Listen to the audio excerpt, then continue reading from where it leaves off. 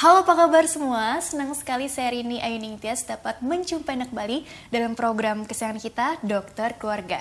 Disiarkan dari Studio L Sinta TV 94,8 FM Fit Radio Bandung dan 95,7 FM Fit Radio Semarang pukul 9 pagi. Hari ini kita akan membahas seputar kesehatan anak dengan tema yang sangat menarik dan juga penting, yaitu mengenai cegah obesitas pada anak. Bagi Anda yang ingin bertanya, silakan kirim saja pertanyaan Anda ke email kami di dokterkeluarga@tv@gmail.com.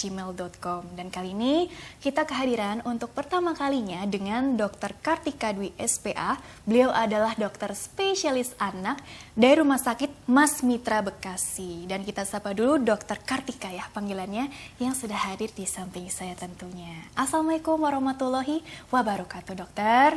Waalaikumsalam warahmatullahi wabarakatuh, Mbak Rini. Sehat? Alhamdulillah sehat. Oh, kita serasi ya biru-biru begini ya, dok ya. Semesta mendukung ya, dok ya. Alhamdulillah, dokter. Senang nggak bisa bertemu dengan Dokter Kartika hari ini dari Rumah Sakit Mas Mitra Bekasi gitu ya. Untuk bagi-bagi ilmunya nih, khususnya kepada ibu-ibu milenial kali ya, dok ya. Atau papa-papa milenial. Oke. Sebutannya apa sih zaman sekarang ya, mama muda lah atau papa-papa muda gitu ya.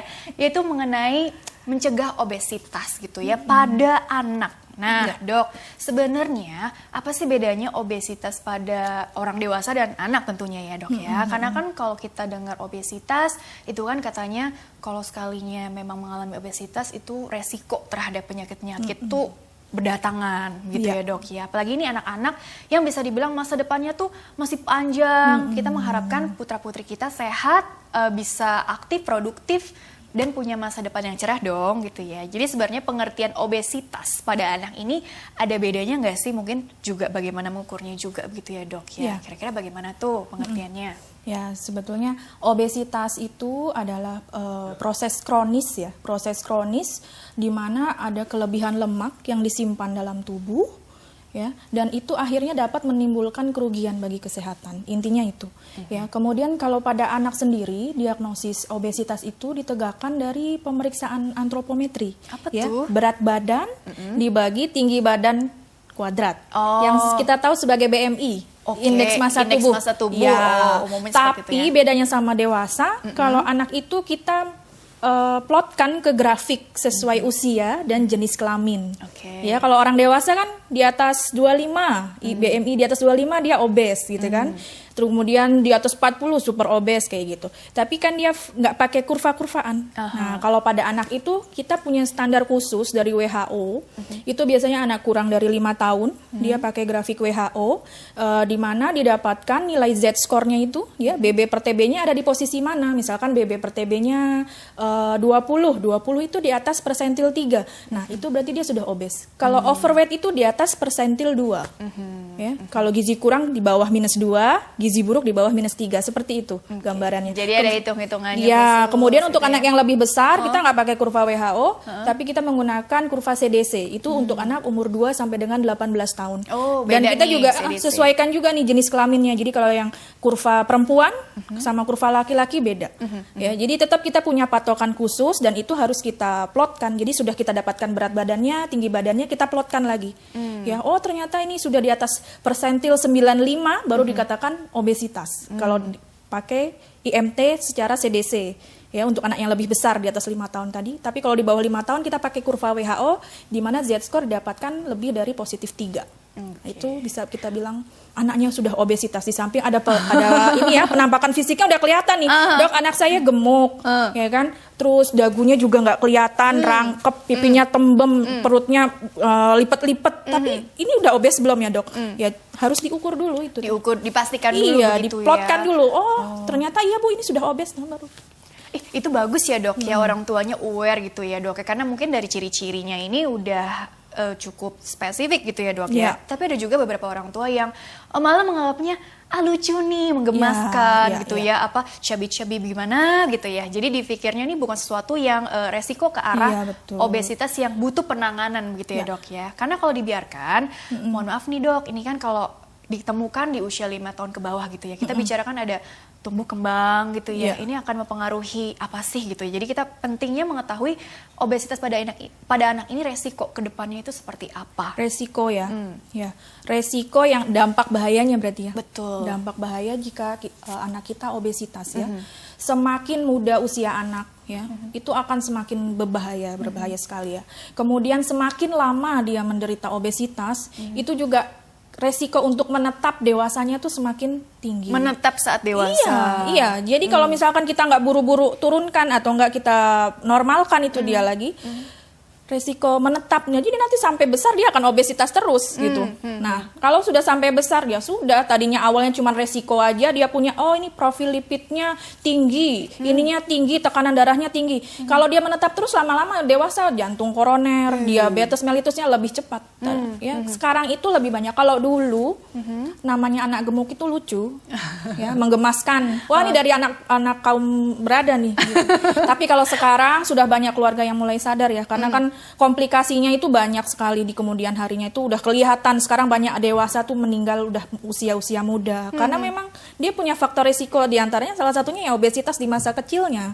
Ya, jadi sekarang mereka sudah mulai sadar, oh anak saya nih gemuk, aktivitasnya nggak seperti anak lain, dia lebih kognisinya juga di sekolah, konsentrasinya lebih turun juga ya kan. Jadi di samping dampak fisik itu ya bisa macam-macam, dari mulai dia sering mengorok saat tidur, ya kan, sampai akhirnya bisa henti napas saat tidur. Kalau udah henti napas siapa yang takut? Ibunya. Ya, kenapa? Pembesaran tonsil di sini karena dia bapaknya besar. juga takut. Lah iya kan? Keluarga takut.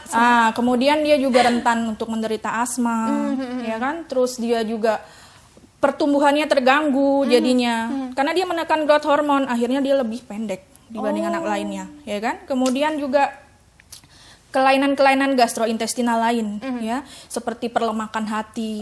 Jangan sangka ya, anak-anak kecil tuh bisa dia perlemakan hati. Ya, kemudian dia punya faktor resiko untuk menjadi kardiovaskuler, penyakit kardiovaskuler di kemudian hari seperti darah tinggi.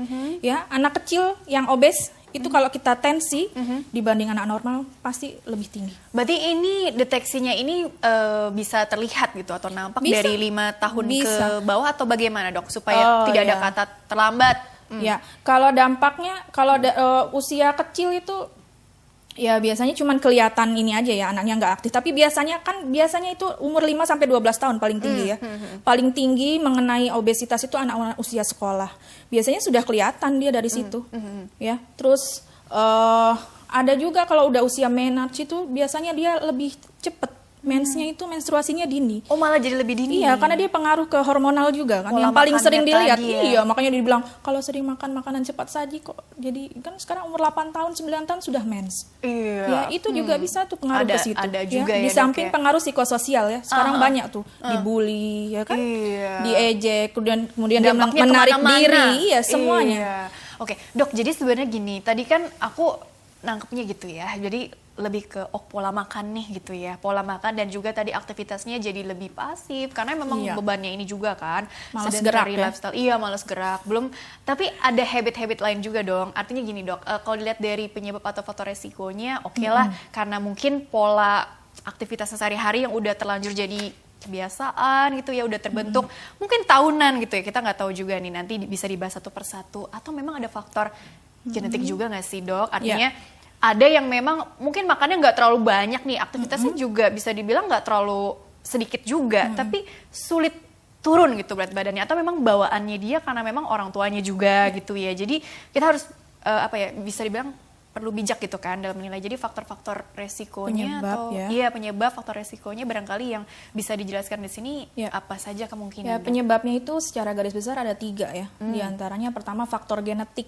Ya, jadi kalau orang tuanya salah satu obes atau dua-duanya obes, pasti dia punya resiko juga ya. Itu nanti ada beberapa penelitian, itu sudah banyak ya. Kalau kedua orang tua obes pasti anaknya obes ya. Tapi nanti kita lihat dulu lagi ya, ada faktor lainnya lagi, yaitu faktor lingkungan ya, seperti pola kebiasaan makan ya. Jadi pada anak-anak obesitas itu penyebabnya di mana dia suka mengkonsumsi makanan-makanan yang secepat saji, yang dia tinggi kalori ya, kemudian dia yang manis-manis seperti itu. Tinggi gula gitu ya. Iya, gula. Nah, kemudian juga kurangnya aktivitas fisik ya.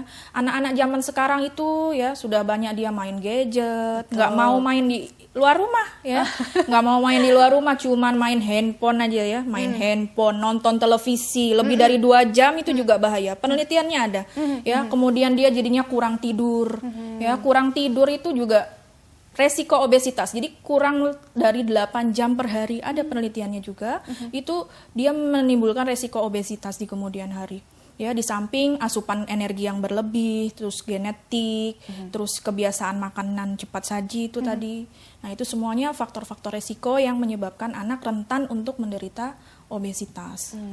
Ya. Ya, secara garis besar juga sebetulnya ada 2 obesitas itu ya. Dia 90% merupakan obesitas yang nutrisional. Jadi yang memang karena dia asupan energi berlebih, aktivitasnya kurang.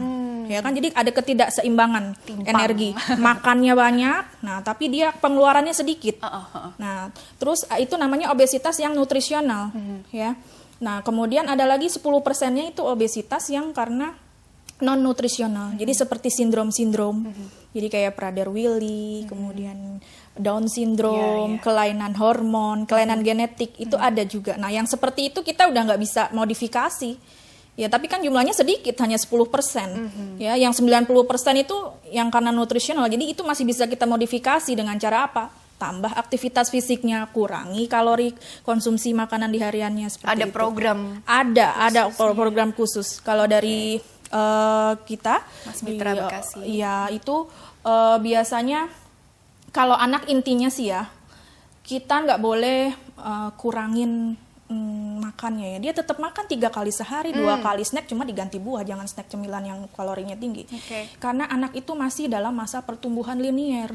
Jadi paling nggak kita pertahankan deh berat badannya di situ, nggak tambah naik gitu. Ya, karena kita pertimbangannya kan dia masih ada pertumbuhan linier, dia masih butuh makanan itu untuk tumbuh, untuk tambah tinggi. Beda sama dewasa. Kalau dewasa kan dia sudah stagnan. Ya kan, diet bener. Tapi kalau anak kita kasih diet, nah, yang ada dia nggak tumbuh nanti. Ya, jadi polanya aja, pola makannya. Jadi makanannya tadinya dia sukanya snack, sukanya jajanan yang sifat saji seperti itu, ya udah diganti sama makanan rumahan, ya, yang gizinya seimbang. Jadi dia ada karbohidrat, lemak, proteinnya itu semuanya gizinya seimbang. Seimbang nih kata kuncinya ya. Terus jangan terlalu banyak jajanan. Kemudian aktivitas fisiknya ditambah. Tadinya dia cuma di rumah tuh cuma nonton TV aja dokter, dia tuh nggak pernah keluar rumah. Ajak dong anaknya keluar main, bersepeda, seperti itu kan. Atau enggak naik turun tangga, ya ke sekolah tuh jalan kaki, jangan naik motor, naik mobil ya. Udah itu akhirnya ujung-ujung dari apa? Pola hidupnya juga. Jadi kalau orang tuanya obes, yang diturunkan juga kadang pola hidupnya. Iya, pola kebiasaannya tadi ya. Oke deh dokter, kita jeda dulu sebentar, nanti dilanjutkan kembali setelah break ini ya. Baiklah pemirsa, jangan kemana-mana, tetaplah bersama kami. Kami akan kembali sesaat lagi.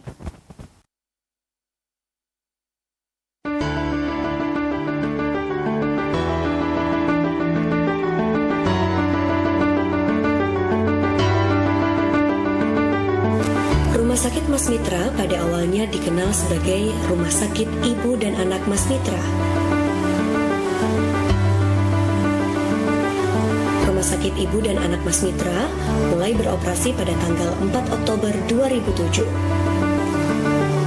Sejak tanggal 25 November 2011, Rumah Sakit Ibu dan Anak Mas Mitra mendapatkan izin operasional sebagai rumah sakit umum. Rumah Sakit Mas Mitra berlokasi di Jalan Kelurahan Jatimakmur nomor 40 Pondok Gede, Bekasi.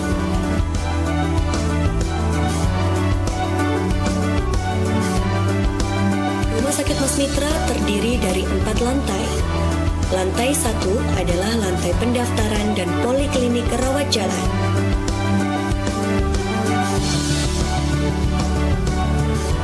Lantai 2 adalah lantai rawat inap. Lantai 3 adalah lantai ICU, HCU, dan perinatologi. Serta lantai 4 adalah lantai ruang pertemuan dan kantor.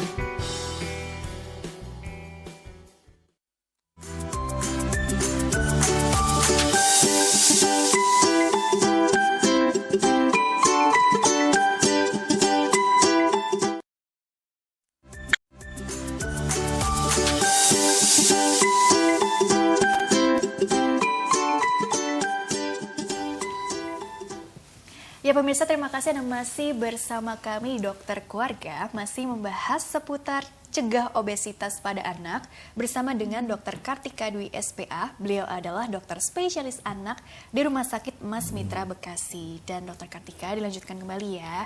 Jadi kan kalau dilihat tadi ya dok ya, sebenarnya sih aku mau nanya gini, kalau di Rumah Sakit Mas Mitra Bekasi ini, terutama untuk klinik poli khusus anak lah ya ibaratnya. Nah ini bagaimana sih dok? Mungkin tadi kan kalau dokter bilang, untuk memastikan gitu kan, anak kita ini obesitas atau enggak ya, tentunya kan harus diukur, dipastikan secara objektif, ada penilaian secara akurat, terus juga melalui mungkin ya wawancara juga ya dok ya. Nah sebenarnya kalau di Rumah Sakit Mas Mitra tuh bagaimana sih penilaiannya lebih jauh lagi? Atau dokter mungkin bisa mengedukasi nih di segmen kali ini, bagaimana sih sebagai orang tua itu bisa mengenali lebih dalam lagi nih, sebenarnya si anak ini tergolong punya permasalahan obesitas atau enggak, atau mungkin masih belum kategori yang membutuhkan penanganan khusus nih, belum ada program khusus atau bagaimana gitu. Jadi mungkin tahapan-tahapannya juga seperti apa dokter?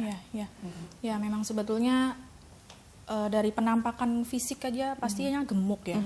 Tapi gemuknya ini sudah butuh tata laksana atau belum? Biasanya yang membingungkan itu ya. Pertama ya ada komplikasi yang sudah terjadi belum? Biasanya soalnya gini, kalau anak obesitas tuh jarang ya, dia biasanya disertai komorbid yang lain, ya, yaitu paling sering tadi tuh salah satunya sleep apnea syndrome. Ya, jadi dia sudah mulai tidur mengorok. Nah itu pasti akan terganggu orang tua ya, anaknya juga akan terganggu.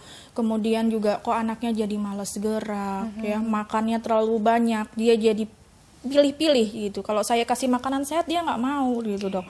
Kemudian di sekolah juga konsentrasi belajarnya pasti menurun. Anak obesitas itu gampang sekali tidur ya. Dia gampang mengantuk. Jadi kalau kita sudah mulai, anak saya kok bentar-bentar tidur gitu ya, habis makan tidur, ini makan tidur. Itu apalagi anaknya gemuk, udah itu sudah kena sindromnya itu. Ya, kemudian di sekolah juga menurun prestasi. Iya, prestasinya menurun karena ya ada gangguan mood ya. Itu juga sudah banyak penelitiannya. Ya, anak obesitas juga mengalami gangguan emosional dan perilaku. 20% dari mereka tuh mengalami gangguan perilaku. Ya, jadi kita kalau sudah seperti itu, kemudian ada komorbiditas yang lain. Jadi misalkan yang kita nggak tahu nih anak jangan-jangan sudah ada darah tinggi, ya kan, kemudian dia suka ada keluhan nyeri perut, hati-hati tuh jangan-jangan ada sesuatu dia dikandung empedu atau di perlemakan hati, bisa dari situ, ya, yang tidak terlihat gitu. Jadi harus ada pemeriksaan laboratorium juga, ya, untuk menentukan ini dia obesitasnya dengan komorbid apa enggak. Kalau sudah dengan komorbid, salah satunya komorbid yaitu biasanya yang BMI-nya lebih dari 30, lebih dari 40, jadi yang obesitas berat itu pasti komorbidnya lebih banyak. Nah, nanti kalau dia datang ke klinik, selain kita menentukan dia obes atau tidak, kemudian dengan komorbid apa ya, tata laksananya di samping obesitasnya sendiri, ya tata laksana komorbiditasnya itu. Komorbiditasnya ya, ini penyakit penyertanya. Ya, karena kalau nggak ada penyakit penyerta, kadang orang tua juga masih nganggap anaknya nih normal, gemuk-gemuk aja. Padahal kalau lama-lama ya akan timbul juga itu komorbiditasnya. Dan bisa menetap tadi ya? Ya, kalau menetap sampai dewasa masih mending. Tapi kalau misalkan dia komorbidnya mengancam nyawa, ya tadinya awalnya nggak ada diabetes. Biasanya anak-anak obesitas itu komorbid yang paling dini tuh ya pemeriksaan glukosanya itu ada ya, tinggi dia ya. Jadi ini ada diabetes tipe 2 ya jatuhnya ya dok ya? Belum sampai diabetes tapi awal-awal. Jadi pre. Kalau dia tidak ditata laksana berat badannya, obesitasnya menetap ya nanti lama-lama jadi obesitas, jadi diabetes juga maksud saya. Ya, kemudian juga awal-awal karena sering makan lemak tinggi, akhirnya profil lemaknya juga tinggi dalam darah, akhirnya dia punya resiko untuk kardiovaskuler, ya kan, nanti umur-umur masih 20-an dia udah terkena infak miokard akut, jantung koroner, nah kayak gitu ya. Umur 20 lagi ya, harusnya itu 40-50 ke atas ya biasanya dok, jadi jauh lebih dini ya, mengundang tadi secara tidak langsung ya. Ya udah gitu juga kelihatan kan porsi tubuhnya beda ya, dia tuh bentuknya kalau berdiri tuh kayak tulangnya X begitu. Itu kan sudah menimbulkan kelainan ortopedi. Gitu ya. Jadi yang kayak gitu-gitu pasti baru akan membawa si anak itu ke rumah sakit. Kalau paling sering ya paling sleep apnea aja.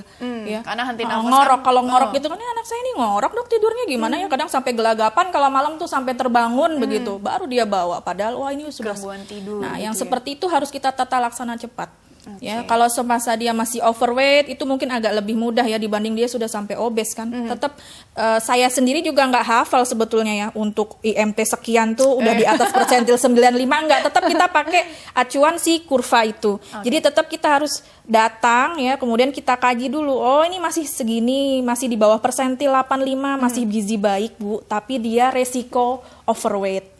Atau dia masih, dia sekarang posisinya di overweight, tapi resiko obes gitu. Kalau sudah obes ya sudah, itu harus benar-benar, ini sudah obes, Bu. Coba nanti kita cari yang lain. Sudah ada gejala apa lagi selain ini? Di rumah sering ini enggak, ngorok nggak misalkan tidurnya gitu kan? Atau enggak, gimana perilaku makannya di rumah, gini. Nah, itu kita kaji lebih dalam. Apa sih yang penyebabnya? Ternyata karena makan, ya sudah, kita perbaiki makannya. Atau mungkin makannya sebenarnya nggak terlalu banyak, tapi ngemilnya. Nah, iya itu. Jadi tinggi kalorinya kan dari makanan manis itu ya, apalagi terus minuman bersoda, ya kan, makanan cepat saji itu cepat sekali menaikkan kalorinya. Dan sebenarnya kalau dia kalorinya tinggi, tapi aktivitasnya diimbangi dengan aktivitas yang tinggi juga nggak masalah, kan balance. Obesitas itu kan ketika makannya itu lebih banyak dibanding energi yang dia keluarkan. Betul. Akhirnya simpanannya jadi lemak semua. Nah, lemak ini yang kronis-kronis ini ya, yang lama, lemak tersimpan lama, akhirnya dia menyebabkan sindroma metabolik di kemudian hari. Nah, ini ada slide ya yang bisa dijelaskan. Mungkin satu persatu slide-nya ini bisa ditampilkan dulu ya. Ini slide sudah dipersiapkan oleh dokter sendiri ya yang buat. Ya, ini yang tadi obesitas ya, pada menegakkan diagnosa obesitas itu ya. Ada klasifikasi WHO untuk anak yang lebih kecil kurang dari 5 tahun. Nah, overweight itu jika BMI-nya dia lebih dari positif 2 Z-score-nya.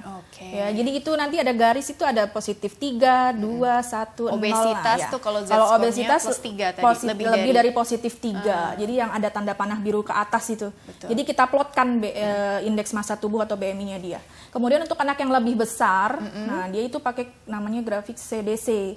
Di mana kita pakainya persentil lebih dari 95. Nah, ketika overweight dia masih 85, 95. Kayak gitu. Nah, itu juga sudah harus aware ya, jangan sampai udah sampai obesitas. Kalau obesitas itu udah patologis. Wah, 2 sampai 20 tahun tuh ya. 20 ya, tahun masih sampai 20 tahun. Kalau WHO kan 18 tahun ya anak ya sebetulnya ya. Tapi ini kita masih bisa pakai sampai 20 tahun. Dewasa muda lah. Kalau lebih dari 20 tahun dia pakai BMI yang lebih dari 25 itu aja. Coba next slide lagi. Prevalensi obesitas anak nih, ada perbandingan antara laki-laki, perempuan di perkotaan, di pedesaan gitu. Berdasarkan riset dari riset kesehatan dasar yang terbaru kan 2018 ya. Sebenarnya udah turun itu lumayan ya. Oh, alhamdulillah dong. Ya, sekarang 8% ya. 8% Indonesia punya angka 8% untuk prevalensi obesitas pada anak. Ya, kemudian paling tinggi itu mengenai anak usia sekolah dasar, ya di mana anak usia 5 sampai 12 tahun itu bisa sampai 12%. Nah, kemudian anak laki-laki cenderung lebih banyak menderita obesitas dibanding anak perempuan, itu dari 9,4 ya persen. Kemudian anak obesitas itu juga banyak terjadi di lingkungan perkotaan. Jadi di kota-kota besar ya dibanding anak-anak desa. Ya karena memang pola makan sama aktivitasnya kan beda. Gadget gitu ya, Dok, kayak ya. gitu. Atau di depan TV sambil dikasih cemilan atau makanya macam-macam yang membuat nonton TV itu resiko obesitas karena ketika dia nonton TV biasanya ditemani cemilan. Biar seru. Jarang anak nonton TV diem aja gitu ya. Pasti dia tergoda untuk ngambil cemilan-cemilan itu. Ya ampun. Oke. Coba slide selanjutnya lagi ya. Penyebab obesitas tadi ini yang ketidakseimbangan energi ya kan. Jadi energi yang masuk lebih banyak, dia timpang dibanding energi yang dibutuhkan seperti buat metabolisme ya kan, kemudian aktivitas ya kan. Kalau olahraga dia kurang. Tapi kalau kita pengen dia seimbang ya dua-duanya, makannya juga seimbang, aktivitasnya dibarengin juga aktivitas seimbang. Gitu kan? Oke. Nah, ini ada yang obesitas ya, ini penyebab yang non nutrisional juga ya, Dok. Yang 10% tadi yang dokter katakan yang hormonal, sindroma dan kerusakan gen. Ya, tapi jumlahnya kecil sekali. Jumlahnya kecil, tapi penanganannya mirip-mirip dan juga tentunya mengatasi hormonalnya juga dong sama keluhan-keluhan kalau yang lainnya 10% ini tata laksananya lebih komprehensif lagi ya, karena dia sudah spesifik sekali. Ada yang mendasarinya gitu ya. Iya, ini sudah multidisiplin. Tapi kalau yang banyak di awam itu kan yang 90% itu. Yang karena nutrisional. Jadi dia karena asupan energinya yang berlebih dan kurangnya aktivitas. Itu yang paling mungkin untuk kita terapi secara modifikasi perilaku. Baik, coba slide selanjutnya dulu lagi. Ini penyebab tadi sudah dikatakan. Slide selanjutnya tadi ada penyebab dan faktor resiko sekarang pada obesitas pada anak. Nah, ya, ini faktor resikonya tadi genetik, ya kan? Kedua orang tuanya obes, ya. Kemudian akhirnya juga pola hidupnya terbawa tuh, karena orang tuanya juga suka makan, anaknya dikasih makan banyak. Meniru kan anak apa yang dilihat. Kemudian juga kebiasaan makan tadi tuh, kebiasaan makan makanan yang cepat saji, pokoknya yang gitu, tidak sehat gitu, ya. Kemudian yang manis-manis, ya kan? Terus ada lagi. Intinya penurunan aktivitas fisik ya, karena mereka jarang bermain di luar, mainnya cuma nonton TV aja di rumah, ya kan, main gadget, main komputer tanpa ada aktivitas yang istilahnya sifatnya sedang lah.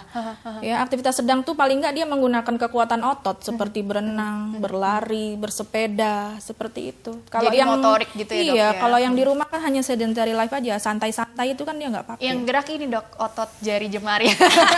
Iya, gini-gini, tapi yang lainnya ya. Yang lainnya enggak gitu ya. Dan memang tidak bisa dipungkiri ya, makanan yang cepat saji tadi kan memang enak ya, Dok, di lidah gitu ya. Dan ada yang memang makannya sedikit kok, kalau itu sehari sekali gitu, tapi sekalinya makan tinggi kalori dan tinggi lemak tadi ya, itu kan resiko. Sebetulnya kalau di tingkatan makanan tuh ada namanya green food ya, yellow food, and red food ya. Kalau yang tadi cepat saji itu sebetulnya boleh, tapi maksudnya kategorinya red food. Jadi yang paling maksimal tuh hanya 1 kali aja seminggu. 1 kali seminggu. Jadi kalau lebih dari itu, hati-hati tuh. Ya. Atau 1 kali sebulan. Oh enggak. Ya. Mungkin enggak ya. Kan soalnya kadang-kadang dibawa apa ya, jalan-jalan gitu, weekend. Kayak nugget gitu ya.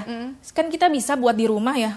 Yang homemade itu jauh lebih baik sebetulnya dibanding yang udah kemasan-kemasan seperti ada pengawet begitu ya, Dok ya. Oke deh gitu. Jadi memang balik lagi nanti tadi dialihkan ke makanan yang dibuat di rumah gitu ya, Dok ya. Kita penuhi kebutuhan nutrisinya yang seimbang tadi ya, Dok ya. Baik, coba slide selanjutnya lagi, masih ada deh. Nah, faktor resiko obesitas, ini kok meningkat apa menurun ini resikonya? Jadi semakin besar. Nah, jadi 2,5 kali beresiko itu dengan apa? Yang pertama tuh konsumsi makanan cepat saji. Iya, jadi kalau dia suka makanan cepat saji, dia beresiko 2,5 kali untuk menderita obes dibanding anak yang tidak suka mengkonsumsi makanan cepat saji. Orang tua obes tadi sudah obes dibahas. Tuh sampai 3,8 asupan kali. Asupan energi berlebih ya, makanan manis seperti itu, gula ya kan. Susu formula. Nah, ini juga penting sebelum ya. usia 6 bulan. Jadi kita bisa mencegah obesitas dari bayi ya. Di antaranya salah satunya ya kita tetap memberikan ASI eksklusif selama 6 bulan. Jadi banyak penelitian di mana anak yang mendapatkan susu formula plus ASI atau susu formula saja sebelum usia 6 bulan, itu resiko obesitasnya besar sekali ketika dia sudah beranjak ini. Tapi kalau ada kondisi khusus, Dok, yang maaf nih, ibunya ya itu kecuali ya misalkan dia dengan kontraindikasi relatif ya, misalkan HIV ibunya, atau yang mutlak seperti galaktosemi, ada namanya galaktosemi, dia kelainan metabolik yang dimana dia nggak bisa mencerna si ASI, akhirnya malah berbahaya nanti pada tubuhnya, mau nggak mau dia mendapatkan susu formula. Itu kan kejadiannya sedikit. Nah sekarang kan yang banyak itu orang tua bekerja, akhirnya saya males ngasih ASI, jadi susu formula aja lah yang instan gitu. Terus taunya kan dikasih susu formula, anaknya tuh gembil gitu, bagus, padahal bagusnya beda ya. Oke. Coba slide yang tadi ditampilkan dulu lagi deh, belum selesai soalnya. Jadi tadi pemberian susu formula ya. Jadi makanya ASI tetap lebih baik ya. Iya. Slide yang tadi lagi yang mengenai resiko aktivitas fisik rendah. Ya, 2,5 kali beresiko ya. Tidak sarapan pagi. Itu 5 kali ya. Jadi sarapan pagi itu juga sangat penting sekali sebelum anak berangkat ke sekolah, karena bagaimana Bu, itu mengenyangkan anak ya. Jadi anak tuh males jajan gitu loh. Kalau udah jajan beda lagi judulnya, kalorinya tinggi lagi ya kan, masuklah berlebihan lagi. Jadi sarapan pagi tetap lebih jangan dilewatkan gitu ya. Oke. Menonton TV lebih dari 2 jam per hari ya. Iya, lebih dari 2 jam sampai ada nominalnya itu ya, 2 jam. Jadi anak itu nggak boleh lebih dari 1 jam. Itu udah WHO, rekomendasi dari WHO. Screen time apapun ya, televisi, gadget, komputer, pokoknya yang di depan layar nggak boleh lebih dari 2 jam per hari. Oke, dibatasi. Dan tadi yang terakhir apa ya tadi? Nah, kebiasaan makan manis dan snack. Oh ya, tadi habitnya ini tadi ya, ngemil-ngemil, coklat atau yang gula-gula itu ya dok ya. Yang coba slide selanjutnya lagi. Dampak fisik dan psikososial. Nah ini mungkin berdasarkan ini ya organ-organ. Tadi ada perubahan bentuk kaki lah segala. Dokter juga sempat singgung. Terus di pernafasan juga kan sleep apnea syndrome ya. Jadi obstruksi saluran nafas pada saat tidur itu. Ya, kemudian dia asma gastrointestinal, dia bisa masalah di kandung empedu ya kan. Kemudian peningkatan fungsi hati, liver enzim itu. Kemudian juga di muskuloskeletal dia jadi seperti huruf X karena dia menopang berat badan yang sangat ini mau nggak mau akhirnya kakinya berbentuk X seperti itu. Kemudian juga dia ada masalah di ini ya. Itu area leher apa ya dok ya? Area leher, oh iya ini. Biasanya kita sering kan ya menemukan anak dengan gemuk, terus hitam. Di area hiperpigmentasi, iya di daerah-daerah lipatan, iya itu karena dia pengaruh hormonal resistensi insulin nih karena anak obesitas. Jadi itu nggak bisa hilang itu. Ya. Jadi pada intinya tadi masalah ini agak kurang terlihat ya dari sini. Dari ujung kepala sampai ujung kaki itu tadi berdasarkan yang ada di slide tuh ada psikososial, ada juga psikososial ya, depresi. Ya, jadi gampang cemas, bisa, gangguan emosional, perilaku, menarik diri, ya. Karena mungkin tadi ada tekanan dari lingkungan juga ya dok ya. Belum lagi maaf dok kalau misalnya ini tidak tertangani dengan baik, anaknya tumbuh remaja gitu ya kan. SMP, nggak utuh kepribadiannya. SMA kan udah mengenal citra tubuh gitu ya. Ya itu kan kadang-kadang itu juga mempengaruhi juga kepercayaan diri. Depresinya itu sendiri bisa mencetuskan obesitasnya. Obesitas bisa mencetuskan depresi. Jadi dia seperti lingkaran setan. Setan ya dok ya. Jadi ya harus diputus cepat itu. Ya soalnya nanti kalau dia berketerusan sampai remaja, waduh, udah kepribadiannya nggak utuh ya. Nanti dia berkembang jadi anak nakal atau ya anak yang benar-benar asosial, nggak mau nimbrung sama orang lain. Mental health-nya ini juga ikut terpengaruh gitu ya. Kualitas hidupnya pasti lebih quality of life-nya juga ya. Oke, coba ada lagi slide selanjutnya atau kita masuk ke pertanyaan email dulu ya. Oke, kita masuk ke pertanyaan email dulu. Bagi pemirsa yang ingin bertanya, silakan kirim saja seputar keluhan Anda terhadap putra putri Anda gitu ya ke dokterkeluarga@tv@gmail.com dengan format lengkap seperti di bawah ini, nama, usia, tempat tinggal atau asal kotanya ya. Baik, ini ada beberapa pertanyaan. Ini ada 3. Dokter bisa beri tanggapan satu persatu kepada pertanyaan email yang masuk ya. Baik, ini pertanyaan dari Ibu Windy Jakarta. Dokter, putra saya memiliki nafsu makan yang cukup tinggi. Berat badannya memang agak berlebih. Namun sayangnya tidak dijabarkan di sini dokter. Jadi saya khawatir menjadi obesitas. Baiklah, dia masih berusia di bawah 5 tahun, tapi sering disangka sudah lebih dewasa beberapa tahun dari umurnya karena postur atau perawakan fisiknya yang gemuk atau gempal. Mohon saran bagaimana tips mengendalikan nafsu makannya tersebut. Apakah perlu di stop pemberian susunya juga? Terima kasih. Mungkin sering ngedot atau apa gitu ya dok ya. Jadi ini lebih ke pertanyaannya mengendalikan apa mungkin kontrol dirinya gitu ya dok ya, di apa mungkin anak-anak obesitas ini karena udah terlatih. Apa ada juga nggak sih istilah emotional eating pada anak dok? Jadi kalau misalnya dia mau happy gitu, jadi lebih mengandalkan makanan, di otaknya juga menimbulkan hormon-hormon happy gut, seneng happy gitu tummy ya. Iya itu. Happy mungkin nggak dok? Usia di bawah 5 tahun, tapi disangka lebih dewasa dari usianya. Ya memang ciri khas obesitas yang sifatnya nutrisional itu ya, dia idiopatik ya, artinya yang tadi nutrisional itu selain yang endogen, itu memang dia perawakannya lebih besar dibanding anak yang tidak obes ya. Kemudian dia apalagi tadi nafsu makannya ya, nafsu makannya tinggi.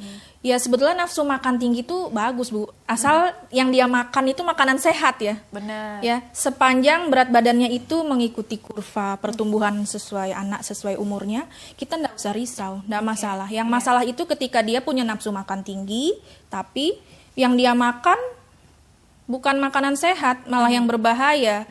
Nah kayak gitu kita harus pastikan tuh, makanya dari keterlibatan orang tua untuk menyiapkan makanan, kemudian juga anak juga bisalah dia mengkontrol diri ya, tapi kalau kurang dari 5 tahun tetap orang tua kan kita bisa kasih ya, kita tentukan gitu makanan dia. Kemudian untuk konsumsi susu, susu itu sebetulnya ya untuk melengkapi kan ya. Tetap kita itu ininya makanan dulu ya. Jika makanannya sudah memenuhi baru susunya melengkapi. Jangan sampai kebalik ya, susunya utama, makanannya nanti aja lah kalau anaknya baru minta makan, yang enggak akhirnya ya produk susu itu kan juga tinggi lemak ya. Bagaimanapun juga nanti juga resiko obesitasnya juga besar. Jadi maksimalkan tuh makanan seimbang gizinya, apalagi ada sayur ya. Ada sayur tuh bagus sekali, dia membuat rasa kenyang lebih tapi tidak kalori tinggi. Makanya kalau tidak mau anaknya itu obes, sering-sering kasih sayur sama buah. Nah, nafsu makan tinggi bagus tuh, dia mau makan sayur, makan buah, it's okay kan? Tapi yang sehat ya tadi ya. Ya, kalau misalkan ini udah obes belum, ya harus diukur tadi. Makanya, lah udah ada tanda-tanda fisiknya belum? Biasanya kan kalau kita belum ini juga kita bisa lihat ya, pipinya tuh tembem, terus dagunya tuh rangkap, ya kan? Lehernya sampai tidak terlihat. Terus dia ada payudaranya sampai gelambir, perutnya berlipat-lipat, ya kan? Terus pahanya nih kalau jalan tuh sampai ngatup begitu. Itu anak obes seperti itu. Kalau dia belum sampai segitu ya mungkin dia masih kategori overweight atau malah gizi baik, tapi yang gizi baik resiko overweight. Ya, baik. Jadi selama itu masih sesuai dari kurva yang anak gizi baik, dia dengan konsumsi nafsu makan yang tinggi itu nggak masalah. Karena anak itu memang kalau saya rumusnya ya, tambah umur tambah berat. Ya, tambah berat nanti tambah tinggi gitu. Jadi kalau anak pengen tinggi ya harus tambah berat tiap bulan. Jadi tambah berat itu nggak apa-apa ya, memang anak lagi dalam masa pertumbuhan. Sesuai dengan grafik lah intinya. Asal sesuai dengan grafik tubuh. Oke, baik dokter, kita jeda dulu sebentar, dilanjutkan kembali di segmen terakhir ya dok ya. Baiklah pemirsa, jangan kemana-mana, tetaplah bersama kami. Kami akan kembali sesaat lagi.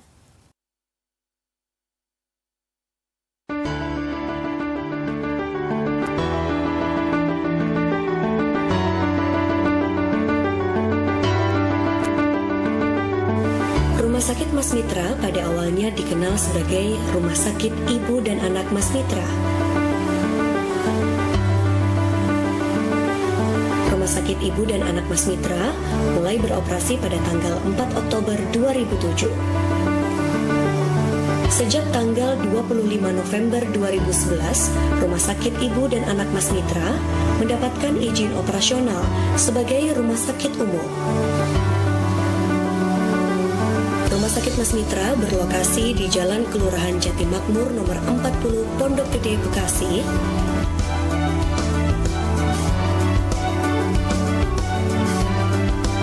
Rumah Sakit Mas Mitra terdiri dari 4 lantai. Lantai 1 adalah lantai pendaftaran dan poliklinik rawat jalan.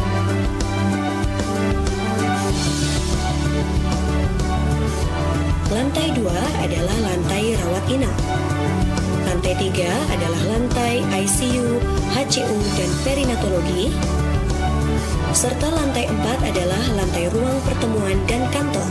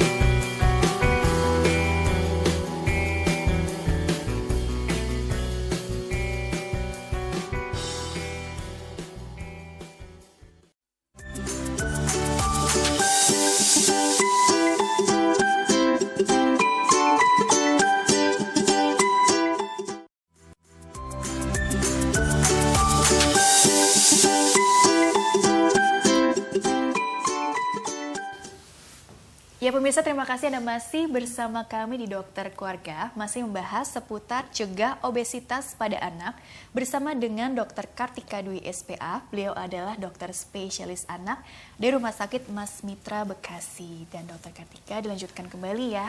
Oke, masih ada 2 pertanyaan nih yang bisa dokter beri tanggapan. Pertanyaan selanjutnya dari Ibu Iva Bekasi. Dokter, apakah untuk mencegah obesitas pada anak, sebagai orang tua kita sebaiknya menghindari pemberian suplemen penambah nafsu makan seperti minyak ikan dan lain-lain? Terima kasih.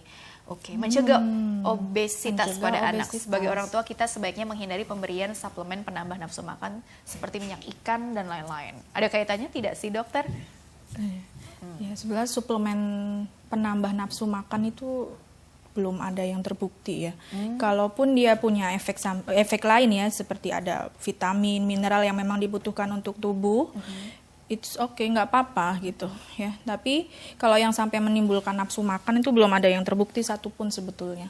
Ya, jadi tetap dilanjutkan, nggak apa-apa. Yang penting kualitas makan sama aktivitas fisik anak ibu aja. Oke, seimbang ya? Tadi balik lagi ke situ ya. Apa yang masuk dan yang keluar tuh ya balance gitu ya. Jadi kalau misalkan dia dia dikasih suplemen itu karena apa ya? Karena nggak mau makan apa gimana? Kalau nggak mau makan ya nggak apa-apa kan. Kalau dia makan awalnya kali ya nggak tahu nih gitu. Bagaimana nih Bu Iva nih? Jadi apa mungkin aku mikirnya sih apa dari awal dikasih itu supaya memancing nafsu makannya, terus jadi makannya banyak gitu. Nggak apa-apa ya, asal makanannya itu ya sesuai sama yang dia keluarkan lah ya. Makannya banyak, aktivitasnya juga banyak gitu. Terus makan yang kalau aktivitasnya sedikit ya makanya gitu. Jangan banyak-banyak.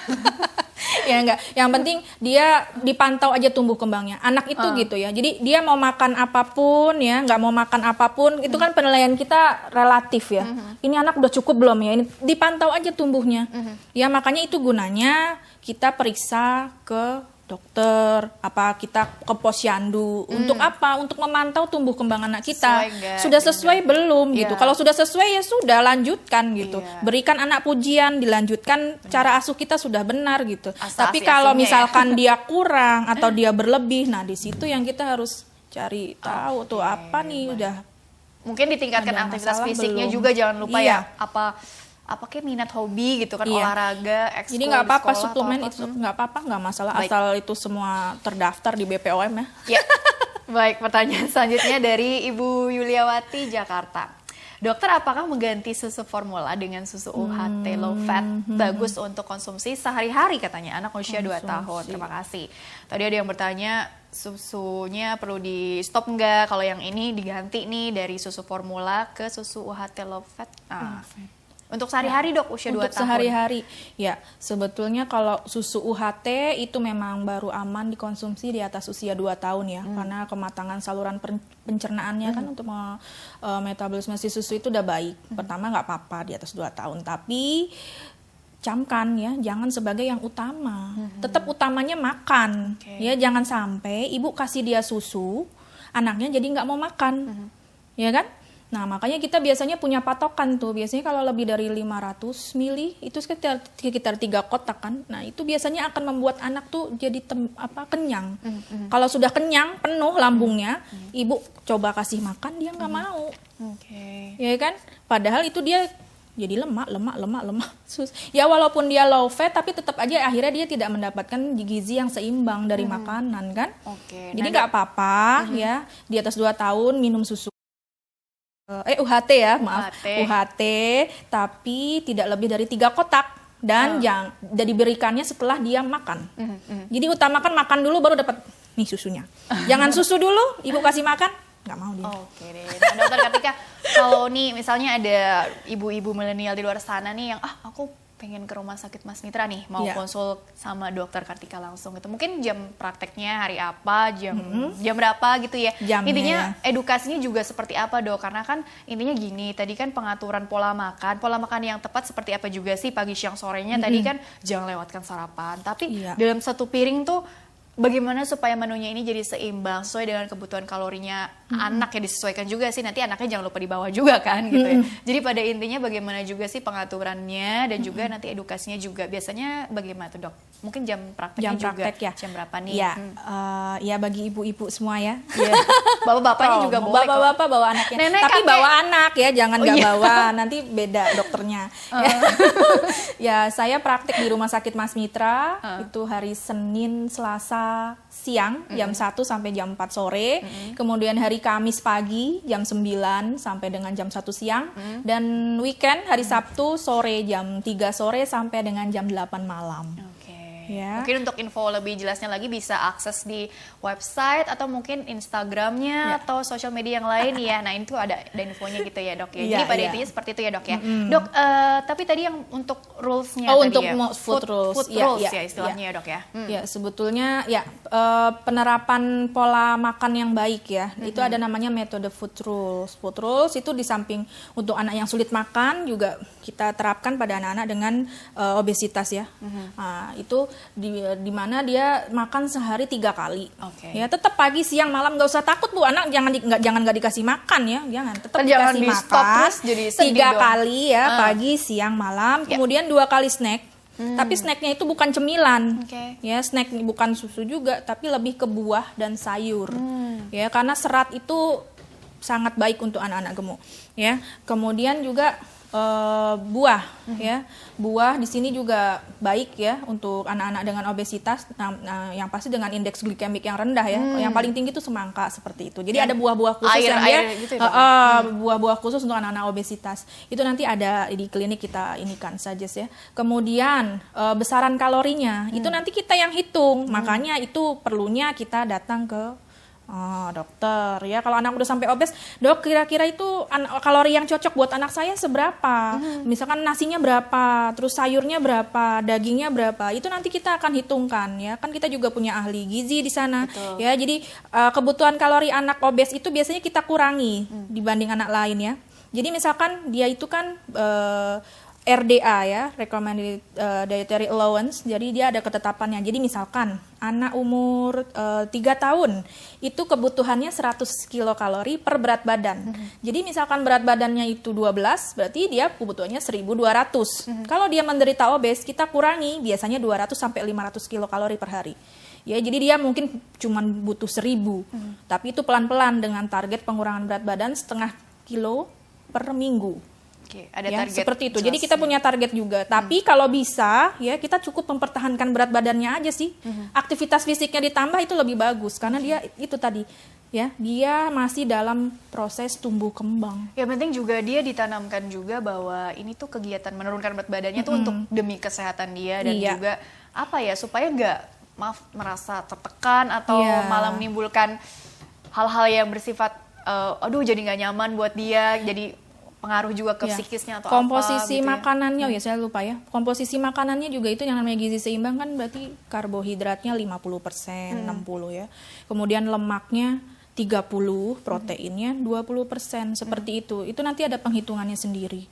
Kemudian makannya itu tadi 3 kali sehari, ya frekuensinya sebegitu. Kemudian makannya harus di meja makan, nggak usah sambil nonton TV. Karena nonton TV dia bisa sampai lebih dari 1 jam nggak selesai-selesai. Ya kan? Dibatasi juga ya waktunya. Nah juga. Itu semuanya harus bisa dapat kontrol dari orang tua. Jika anak bisa memenuhi, berikan pujian, berikan dorongan ya, karena anak itu butuh. Ya untuk bisa melanjutkan semuanya itu ya. Kemudian juga diperlukan keterlibatan dari pihak sekolah ya, karena anak itu kan banyak waktunya itu dihabiskan di sekolah ya. Jadi guru-guru juga paling enggak ayo kamu makan ini jangan makan itu misalkan itu, atau enggak kalau ada anak-anaknya yang mengejek teman-temannya dilerai gitu. Jadi itu ada efeknya semua ya, lingkungan di keluarga maupun di sekolah. Akhirnya bisa memperbaiki kebiasaan dari anak itu sendiri. Baiklah dokter, karena waktunya juga terbatas, jadi closing statement yang bisa dokter sampaikan, terutama bagaimana kali ya edukasi juga ke orang tua agar mereka bisa memberikan contoh yang baik gitu ya kepada putra-putrinya, sehingga ya mengadopsi gitu ya gaya hidup yang sehat, terus supaya si putra-putrinya ini juga terhindar dari yang namanya obesitas gitu dokter. Singkat saja. Ya, yang dapat orang tua lakukan ya, pada intinya sebetulnya memberikan contoh yang baik ya. Karena anak itu pasti nggak akan jauh-jauh kok dari yang dicontohkan orang tua. Jika kita meminta pada anak A, B, C, tapi kita tidak bisa memberikan contoh, anak itu juga tidak bisa menyerap dengan baik gitu. Loh, mama saya aja makannya banyak, kemarin makan kue itu banyak juga nggak apa-apa, pasti dia seperti itu. Jadi berikan, ya jadi kita harus bisa mengontrol anak kita juga mengontrol diri kita sendiri, ya kan? Berikan makanan sesuai yang dia butuhkan, ya. Hindari makanan-makanan manis, cemilan, cepat saji. Jika dia mau pun sampai berontak ya jangan terlalu diikuti. Namanya juga anak-anak. Ya, anak-anak itu ya kita yang tanggung jawab untuk ini ya, untuk menentukan gitu, ya. Kemudian ya kita contohkan juga aktivitas fisik. Kalau mamanya di rumah ya juga cuman nonton TV juga, anaknya pasti ngikutin. Ya, jadi ajak itu anak rekreasi keluar ya, bermain di luar, ya. Anak-anak yang bermain di luar tuh lebih sehat. Ajak berenang, apa main sepeda bersama seperti itu kan. Di samping dia memperbaiki pola makan di rumah sehari-harinya. Ya, kemudian ya tetap dipantau tumbuh kembangnya. Itu saya titip aja sih, karena kadang kalau kita nggak pantau juga kita mana tahu gitu. Kita taunya anak saya nih ya gemuk-gemuk biasa lah, sehat, tahu-taunya dia sudah obes ibu, ya ampun gitu kan, udah terlalu terlambat gitu. Jadi ya memang nggak harus sakit ya datang ke dokter. Jadi kalau misalkan kita curiga, ada baiknya lah gitu kan. Kalau misal terutama untuk anak-anak di atas 5 tahun tuh kan udah nggak ada posyandu ya, dia mau ngapain juga ke posyandu, nggak bisa. Jadi, ya. Jadi jangan lupa diperhatikan, dipantau. Iya, dipantau terus, tetap dipantau. Di sekolah itu ada kan pemeriksaan kesehatan anak sekolah ya. Biasanya peran guru tuh juga ada di situ. Mereka tahu kok kriteria obes, mereka tahu. Ya.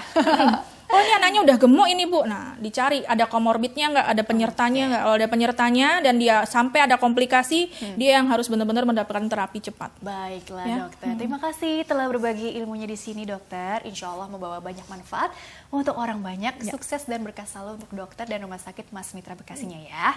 Baiklah pemirsa, terima kasih juga Anda telah mengikuti program kami. Saya Rini Ayuning Tias beserta seluruh kru yang tugas mohon undur diri dari hadapan Anda. Terima kasih dan sampai jumpa.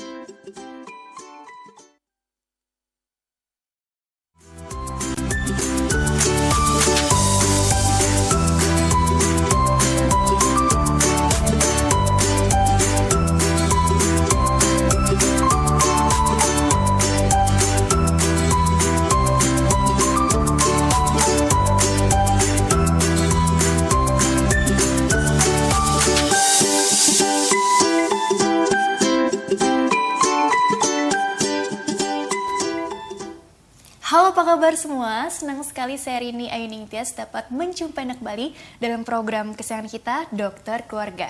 Disiarkan dari Studio L Sinta TV 94,8 FM Fit Radio Bandung dan 95,7 FM Fit Radio Semarang pukul 9 pagi. Hari ini kita akan membahas seputar kesehatan anak dengan tema yang sangat menarik dan juga penting, yaitu mengenai cegah obesitas pada anak. Bagi Anda yang ingin bertanya, silakan kirim saja pertanyaan Anda ke email kami di dokterkeluarga@tv@gmail.com. Dan kali ini kita kehadiran untuk pertama kalinya dengan Dr. Kartika Dwi SPA. Beliau adalah dokter spesialis anak dari Rumah Sakit Mas Mitra Bekasi. Dan kita sapa dulu Dr. Kartika ya panggilannya, yang sudah hadir di samping saya tentunya. Assalamualaikum warahmatullahi wabarakatuh, dokter.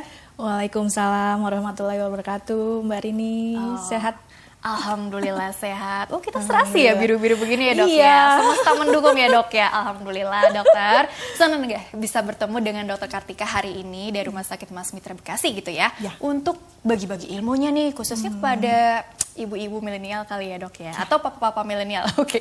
Sebutannya apa sih zaman sekarang ya, mama muda lah atau papa-papa muda gitu ya. Yaitu mengenai mencegah obesitas gitu ya pada anak. Nah, Dok, sebenarnya apa sih bedanya obesitas pada orang dewasa dan anak tentunya ya, Dok ya? Karena kan kalau kita dengar obesitas, itu kan katanya kalau sekalinya memang mengalami obesitas itu resiko terhadap penyakit-penyakit tuh berdatangan gitu ya dok ya. Apalagi ini anak-anak yang bisa dibilang masa depannya tuh masih panjang. Kita mengharapkan putra-putri kita sehat, bisa aktif, produktif, dan punya masa depan yang cerah dong gitu ya. Jadi sebenarnya pengertian obesitas pada anak ini ada bedanya nggak sih? Mungkin juga bagaimana mengukurnya juga gitu ya dok ya. Kira-kira bagaimana tuh pengertiannya? Ya, sebetulnya obesitas itu adalah proses kronis ya, proses kronis di mana ada kelebihan lemak yang disimpan dalam tubuh ya, dan itu akhirnya dapat menimbulkan kerugian bagi kesehatan. Intinya itu. Ya, kemudian kalau pada anak sendiri diagnosis obesitas itu ditegakkan dari pemeriksaan antropometri. Apa ya, tuh? Berat badan dibagi tinggi badan kuadrat. Yang kita tahu sebagai BMI. Indeks massa tubuh. Ya, tapi bedanya sama dewasa, kalau anak itu kita plotkan ke grafik sesuai usia dan jenis kelamin. Ya, kalau orang dewasa kan di atas 25, BMI di atas 25 dia obes gitu kan. Kemudian di atas 40 super obes kayak gitu. Tapi kan dia nggak pakai kurva-kurvaan. Nah, kalau pada anak itu kita punya standar khusus dari WHO. Itu biasanya anak kurang dari 5 tahun, dia pakai grafik WHO di mana didapatkan nilai Z-score-nya itu ya, BB per TB-nya ada di posisi mana. Misalkan BB per TB-nya 20 itu di atas persentil 3. Nah, itu berarti dia sudah obes. Kalau overweight itu di atas persentil 2. Ya, kalau gizi kurang di bawah -2, gizi buruk di bawah -3, seperti itu gambarannya. Jadi ada hitung-hitungannya. Ya, kemudian untuk anak yang lebih besar kita nggak pakai kurva WHO, tapi kita menggunakan kurva CDC. Itu untuk anak umur 2 sampai dengan 18 tahun. Dan kita juga sesuaikan juga nih jenis kelaminnya. Jadi kalau yang kurva perempuan sama kurva laki-laki beda. Ya, jadi tetap kita punya patokan khusus dan itu harus kita plotkan. Jadi sudah kita dapatkan berat badannya, tinggi badannya, kita plotkan lagi. Ya, ternyata ini sudah di atas persentil 95 baru dikatakan obesitas. Kalau pakai IMT secara CDC ya, untuk anak yang lebih besar di atas 5 tahun tadi. Tapi kalau di bawah 5 tahun kita pakai kurva WHO di mana Z-score didapatkan lebih dari positif 3.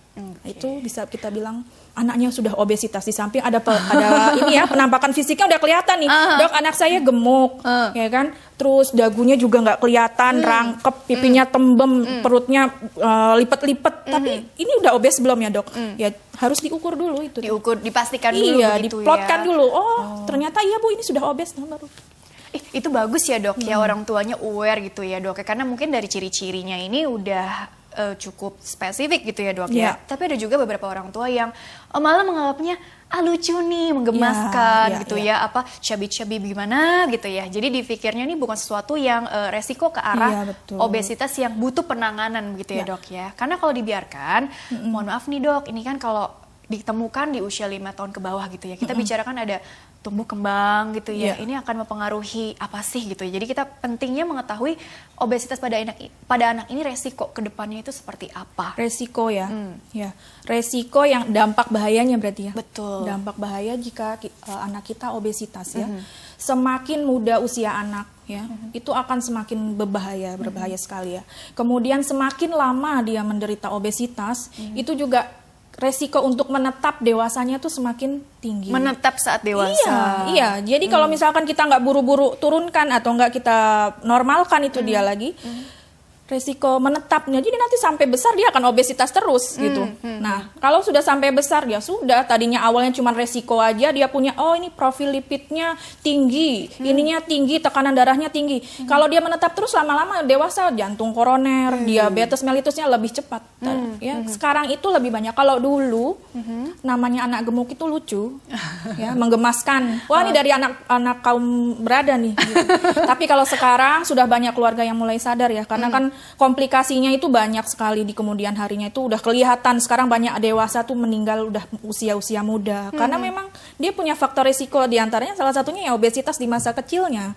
Ya, jadi sekarang mereka sudah mulai sadar, anak saya nih gemuk, aktivitasnya nggak seperti anak lain, dia lebih kognisinya juga di sekolah konsentrasinya lebih turun juga ya kan. Jadi di samping dampak fisik itu ya bisa macam-macam, dari mulai dia sering mengorok saat tidur, ya kan, sampai akhirnya bisa henti napas saat tidur. Kalau udah henti napas siapa yang takut? Ibunya. Ya, kenapa? Pembesaran tonsil di sini karena dia bapaknya besar. juga takut.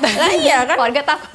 Kemudian dia juga rentan untuk menderita asma, ya kan? Terus dia juga pertumbuhannya terganggu jadinya. Karena dia menekan growth hormone, akhirnya dia lebih pendek dibanding anak lainnya, ya kan? Kemudian juga kelainan-kelainan gastrointestinal lain, ya, seperti perlemakan hati. Jangan sangka ya, anak-anak kecil tuh bisa dia perlemakan hati. Ya, kemudian dia punya faktor resiko untuk menjadi kardiovaskuler, penyakit kardiovaskuler di kemudian hari seperti darah tinggi. Ya, anak kecil yang obes itu kalau kita tensi dibanding anak normal pasti lebih tinggi. Berarti ini deteksinya ini bisa terlihat gitu atau nampak dari 5 tahun ke bawah atau bagaimana, Dok, supaya tidak ada kata terlambat? Ya, kalau dampaknya kalau usia kecil itu ya biasanya cuman kelihatan ini aja ya, anaknya nggak aktif, tapi biasanya itu umur 5 sampai 12 tahun paling tinggi ya. Paling tinggi mengenai obesitas itu anak-anak usia sekolah. Biasanya sudah kelihatan dia dari situ. Ya. Terus ada juga kalau udah usia menarche itu biasanya dia lebih cepat. Mensnya itu menstruasinya dini. Oh, malah jadi lebih dini. Iya, karena dia pengaruh ke hormonal juga kan. Yang paling sering dilihat. Iya, makanya dibilang kalau sering makan makanan cepat saji kok. Jadi kan sekarang umur 8 tahun, 9 tahun sudah mens. Iya. Ya, itu juga bisa tuh pengaruh ke situ. Ada juga ya. Di samping pengaruh psikososial ya. Sekarang banyak tuh dibully ya kan. Diejek, kemudian dia menarik diri, iya semuanya. Oke, Dok, jadi sebenarnya gini, tadi kan aku nangkepnya gitu ya. Jadi lebih ke pola makan nih gitu ya, pola makan dan juga tadi aktivitasnya jadi lebih pasif karena memang bebannya ini juga kan, malas gerak ya. Lifestyle. Iya, malas gerak. Belum, tapi ada habit-habit lain juga dong. Artinya gini, Dok, kalau dilihat dari penyebab atau faktor resikonya, oke lah, karena mungkin pola aktivitas sehari-hari yang udah terlanjur jadi kebiasaan gitu ya, udah terbentuk mungkin tahunan gitu ya, kita nggak tahu juga nih, nanti bisa dibahas satu persatu. Atau memang ada faktor genetik juga nggak sih, Dok? Artinya ada yang memang mungkin makannya nggak terlalu banyak nih, aktivitasnya juga bisa dibilang nggak terlalu sedikit juga, tapi sulit turun gitu berat badannya, atau memang bawaannya dia karena memang orang tuanya juga gitu ya. Jadi kita harus bisa dibilang perlu bijak gitu kan dalam menilai. Jadi faktor-faktor resikonya penyebab faktor resikonya barangkali yang bisa dijelaskan di sini apa saja kemungkinan? Ya, penyebabnya itu secara garis besar ada 3 ya. Di antaranya pertama faktor genetik. Ya, jadi kalau orang tuanya salah satu obes atau dua-duanya obes, pasti dia punya resiko juga ya. Itu nanti ada beberapa penelitian, itu sudah banyak ya. Kalau kedua orang tua obes pasti anaknya obes ya. Tapi nanti kita lihat dulu lagi ya, ada faktor lainnya lagi, yaitu faktor lingkungan ya, seperti pola kebiasaan makan ya. Jadi pada anak-anak obesitas itu penyebabnya di mana dia suka mengkonsumsi makanan-makanan yang secepat saji, yang dia tinggi kalori ya, kemudian dia yang manis-manis seperti itu. Tinggi gula gitu ya. Iya, gula. Nah, kemudian juga kurangnya aktivitas fisik ya. Anak-anak zaman sekarang itu ya sudah banyak dia main gadget, nggak mau main di luar rumah ya, nggak mau main di luar rumah, cuman main handphone aja ya, main handphone, nonton televisi lebih dari 2 jam, itu juga bahaya. Penelitiannya ada ya. Kemudian dia jadinya kurang tidur ya, kurang tidur itu juga resiko obesitas. Jadi kurang dari 8 jam per hari, ada penelitiannya juga, itu dia menimbulkan resiko obesitas di kemudian hari. Ya, di samping asupan energi yang berlebih, terus genetik, terus kebiasaan makanan cepat saji itu tadi. Nah, itu semuanya faktor-faktor resiko yang menyebabkan anak rentan untuk menderita obesitas. Ya. Ya, secara garis besar juga sebetulnya ada 2 obesitas itu ya.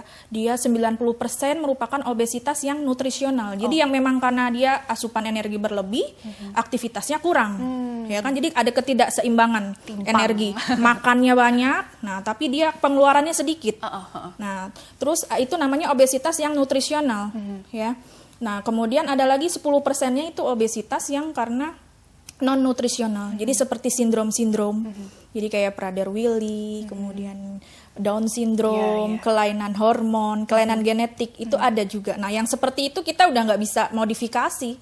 Ya, tapi kan jumlahnya sedikit, hanya 10%. Ya, yang 90% itu yang karena nutrisional. Jadi itu masih bisa kita modifikasi dengan cara apa? Tambah aktivitas fisiknya, kurangi kalori konsumsi makanan di hariannya seperti ada itu. Ada program khusus. Kalau dari kita Mas Mitra Bekasi. Ya, itu biasanya kalau anak intinya sih ya, kita nggak boleh kurangin makannya ya. Dia tetap makan 3 kali sehari, 2 kali snack, cuma diganti buah, jangan snack cemilan yang kalorinya tinggi. Karena anak itu masih dalam masa pertumbuhan linier. Benar. Jadi paling enggak kita pertahankan deh berat badannya di situ, nggak tambah naik gitu ya. Karena kita pertimbangannya kan dia masih ada pertumbuhan linier, dia masih butuh makanan itu untuk tumbuh, untuk tambah tinggi. Beda sama dewasa. Kalau dewasa kan dia sudah stagnan. Ya kan, diet bener, tapi kalau anak kita kasih diet, wah, nah, yang ada dia nggak tumbuh nanti. Ya, jadi polanya aja, pola makannya. Jadi makanannya tadinya dia sukanya snack, sukanya jajanan yang sifat saji seperti itu, ya udah diganti sama makanan rumahan, ya, yang gizinya seimbang. Betul. Jadi dia ada karbohidrat, lemak, proteinnya itu semuanya gizinya seimbang. Seimbang nih kata kuncinya ya. Terus jangan terlalu banyak jajanan. Kemudian aktivitas fisiknya ditambah. Tadinya dia cuma di rumah tuh cuma nonton TV aja dokter, dia tuh nggak pernah keluar rumah. Ajak dong anaknya keluar main, bersepeda, seperti itu kan? Atau enggak naik turun tangga, ya ke sekolah tuh jalan kaki, jangan naik motor, naik mobil, ya. Udah itu akhirnya ujung-ujung dari apa? Pola hidupnya juga. Jadi kalau orang tuanya obes, yang diturunkan juga kadang pola hidupnya. Iya, pola kebiasaannya tadi ya. Oke deh dokter, kita jeda dulu sebentar, nanti dilanjutkan kembali setelah break ini ya. Baiklah pemirsa, jangan kemana-mana, tetaplah bersama kami. Kami akan kembali sesaat lagi.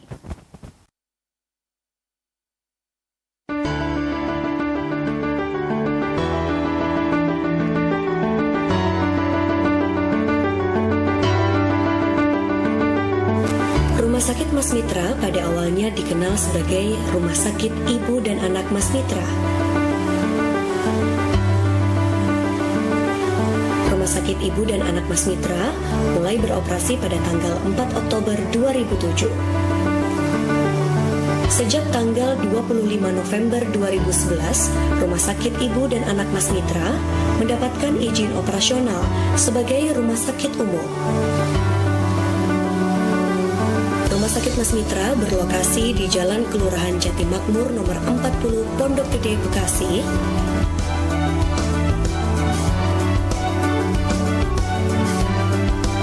Rumah Sakit Mas Mitra terdiri dari 4 lantai. Lantai 1 adalah lantai pendaftaran dan poliklinik rawat jalan.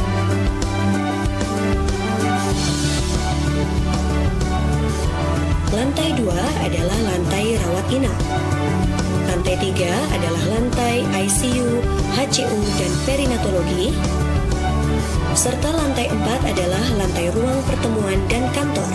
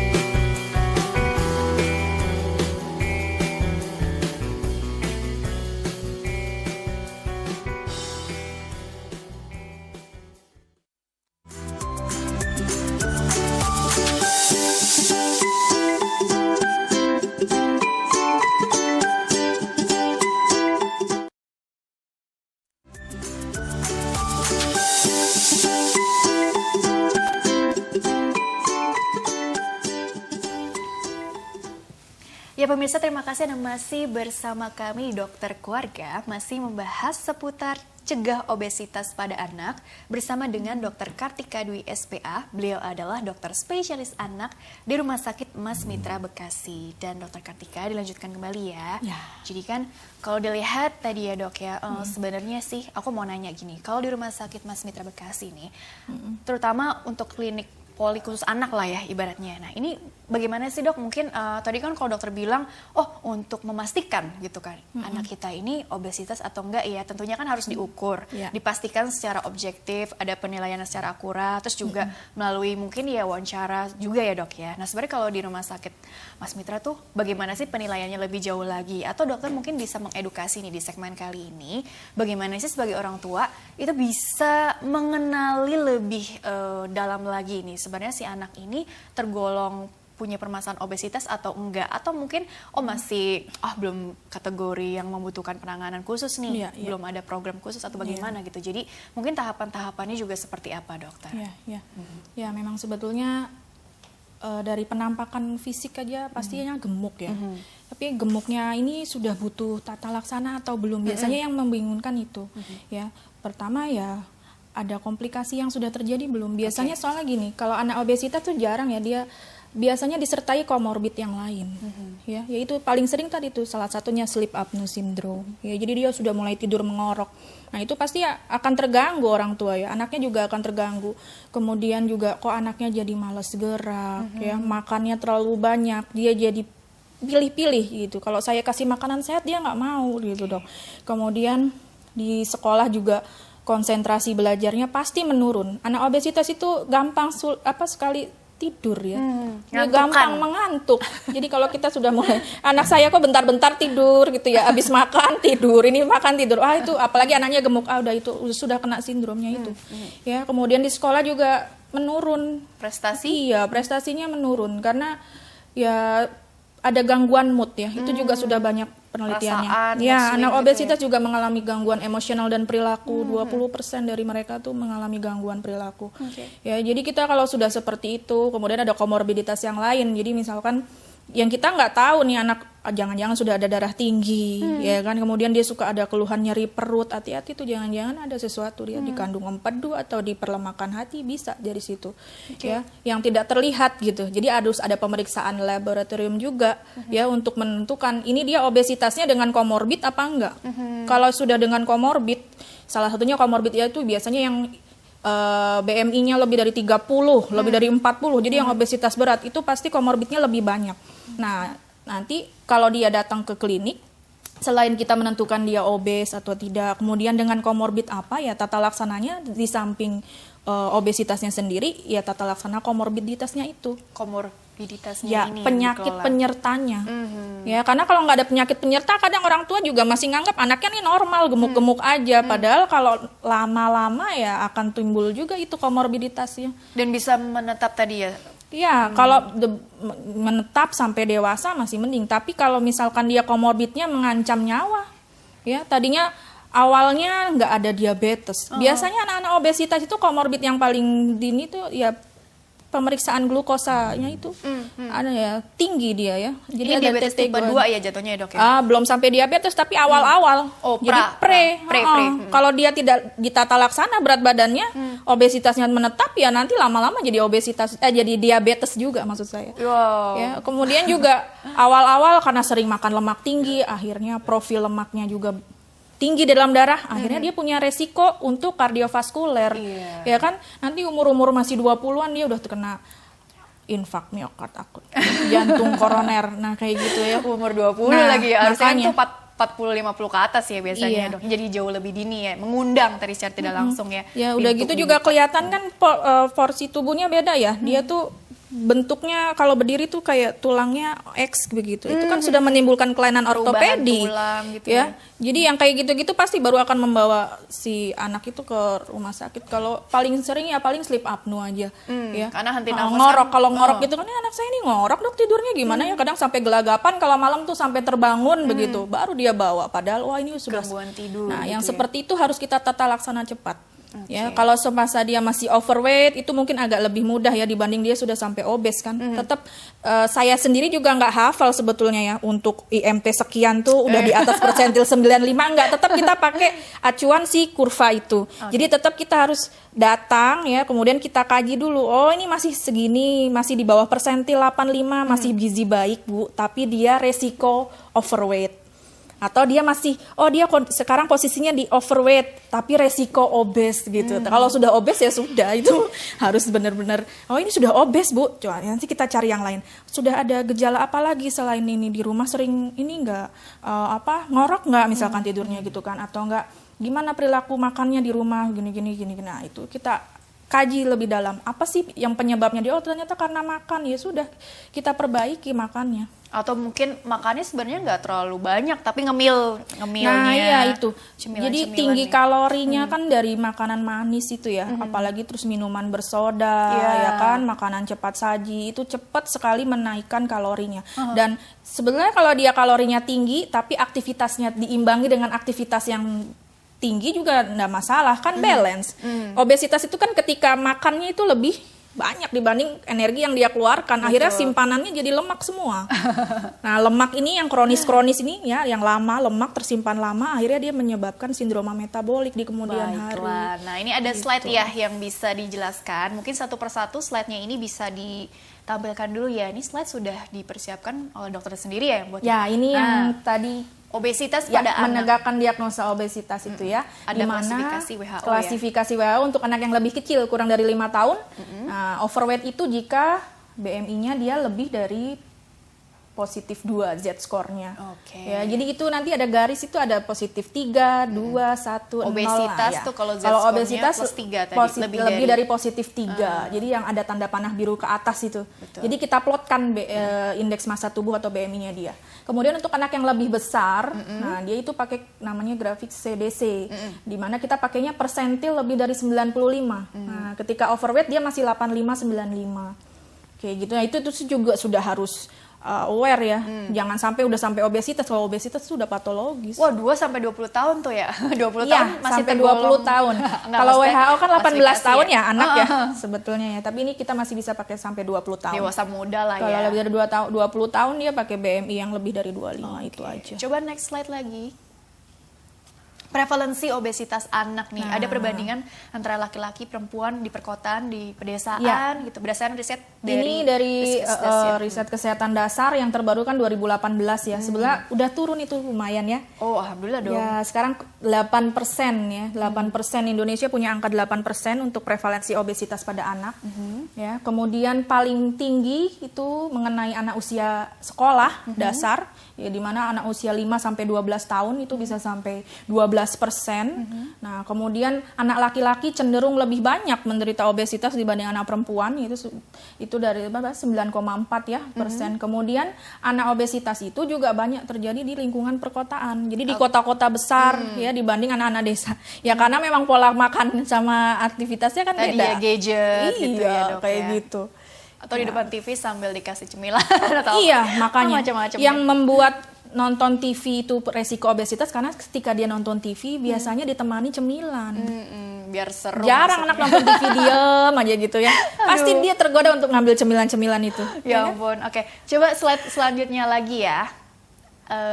Penyebab obesitas tadi ini yang ketidakseimbangan energi ya kan. Jadi energi yang masuk lebih banyak, dia timpang dibanding energi yang dibutuhkan seperti buat metabolisme ya kan, kemudian aktivitas ya kan.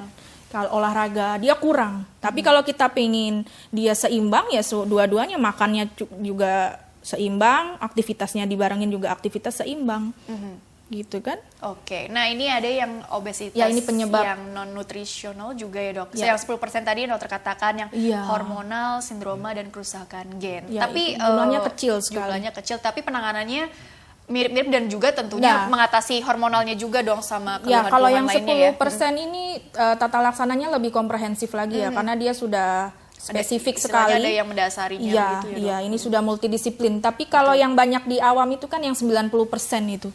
Yang karena nutrisional. Jadi dia karena asupan energinya yang berlebih dan kurangnya aktivitas. Itu yang paling mungkin untuk kita terapi secara modifikasi perilaku. Baik, coba slide selanjutnya dulu lagi. Ini penyebab tadi sudah dikatakan.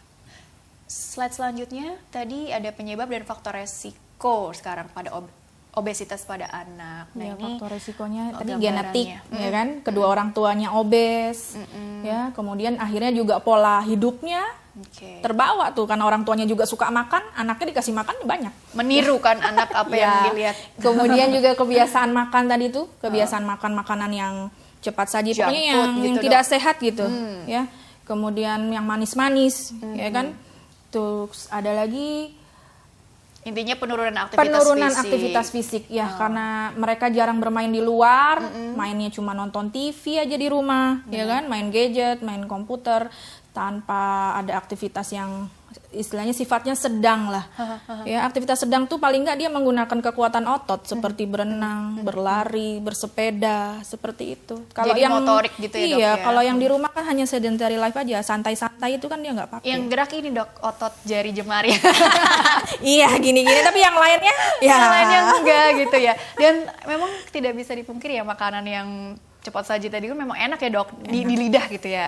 Dan ada yang memang makannya sedikit kok, kalau itu sehari sekali gitu. Tapi sekalinya makan tinggi kalori dan tinggi lemak tadi ya, itu kan resiko. Sebetulnya kalau di tingkatan makanan tuh ada namanya green food ya, yellow food, and red food ya. Kalau yang tadi cepat saji itu sebetulnya boleh, tapi maksudnya kategorinya red food. Jadi yang paling maksimal tuh hanya 1 kali aja seminggu. 1 kali seminggu. Ini kalau lebih dari itu, hati-hati tuh. Ya. Atau 1 kali sebulan. Oh my God. Ya. Mungkin gak ya? Kan soalnya kadang-kadang dibawa apa ya, jalan-jalan gitu, weekend. Kayak nugget gitu ya. Kan kita bisa buat di rumah ya.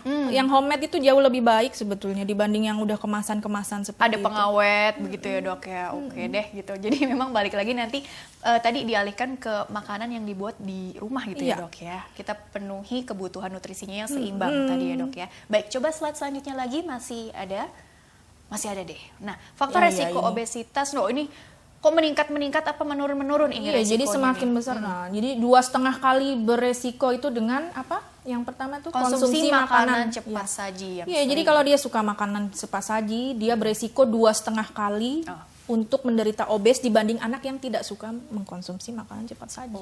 Orang tua obes tadi sudah dibahas. Tuh sampai 3,8 Asupan energi berlebih ya, makanan manis seperti itu, gula ya kan. Susu formula. Nah, ini juga penting sebelum ya. usia 6 bulan. Jadi kita bisa mencegah obesitas dari bayi ya. Di antaranya salah satunya ya kita tetap memberikan ASI eksklusif selama 6 bulan. Jadi banyak penelitian di mana anak yang mendapatkan susu formula plus ASI atau susu formula saja sebelum usia 6 bulan, itu resiko obesitasnya besar sekali ketika dia sudah beranjak ini. Tapi kalau ada kondisi khusus, Dok, yang maaf nih, ibunya yaitu kecuali bisa, misalkan dia dengan kontraindikasi relatif ya, misalkan HIV ibunya, atau yang mutlak seperti galaktosemi, ada namanya galaktosemi, dia kelainan metabolik yang dimana dia nggak bisa mencerna si ASI, akhirnya malah berbahaya nanti pada tubuhnya, mau nggak mau dia mendapatkan susu formula. Itu kan kejadiannya sedikit.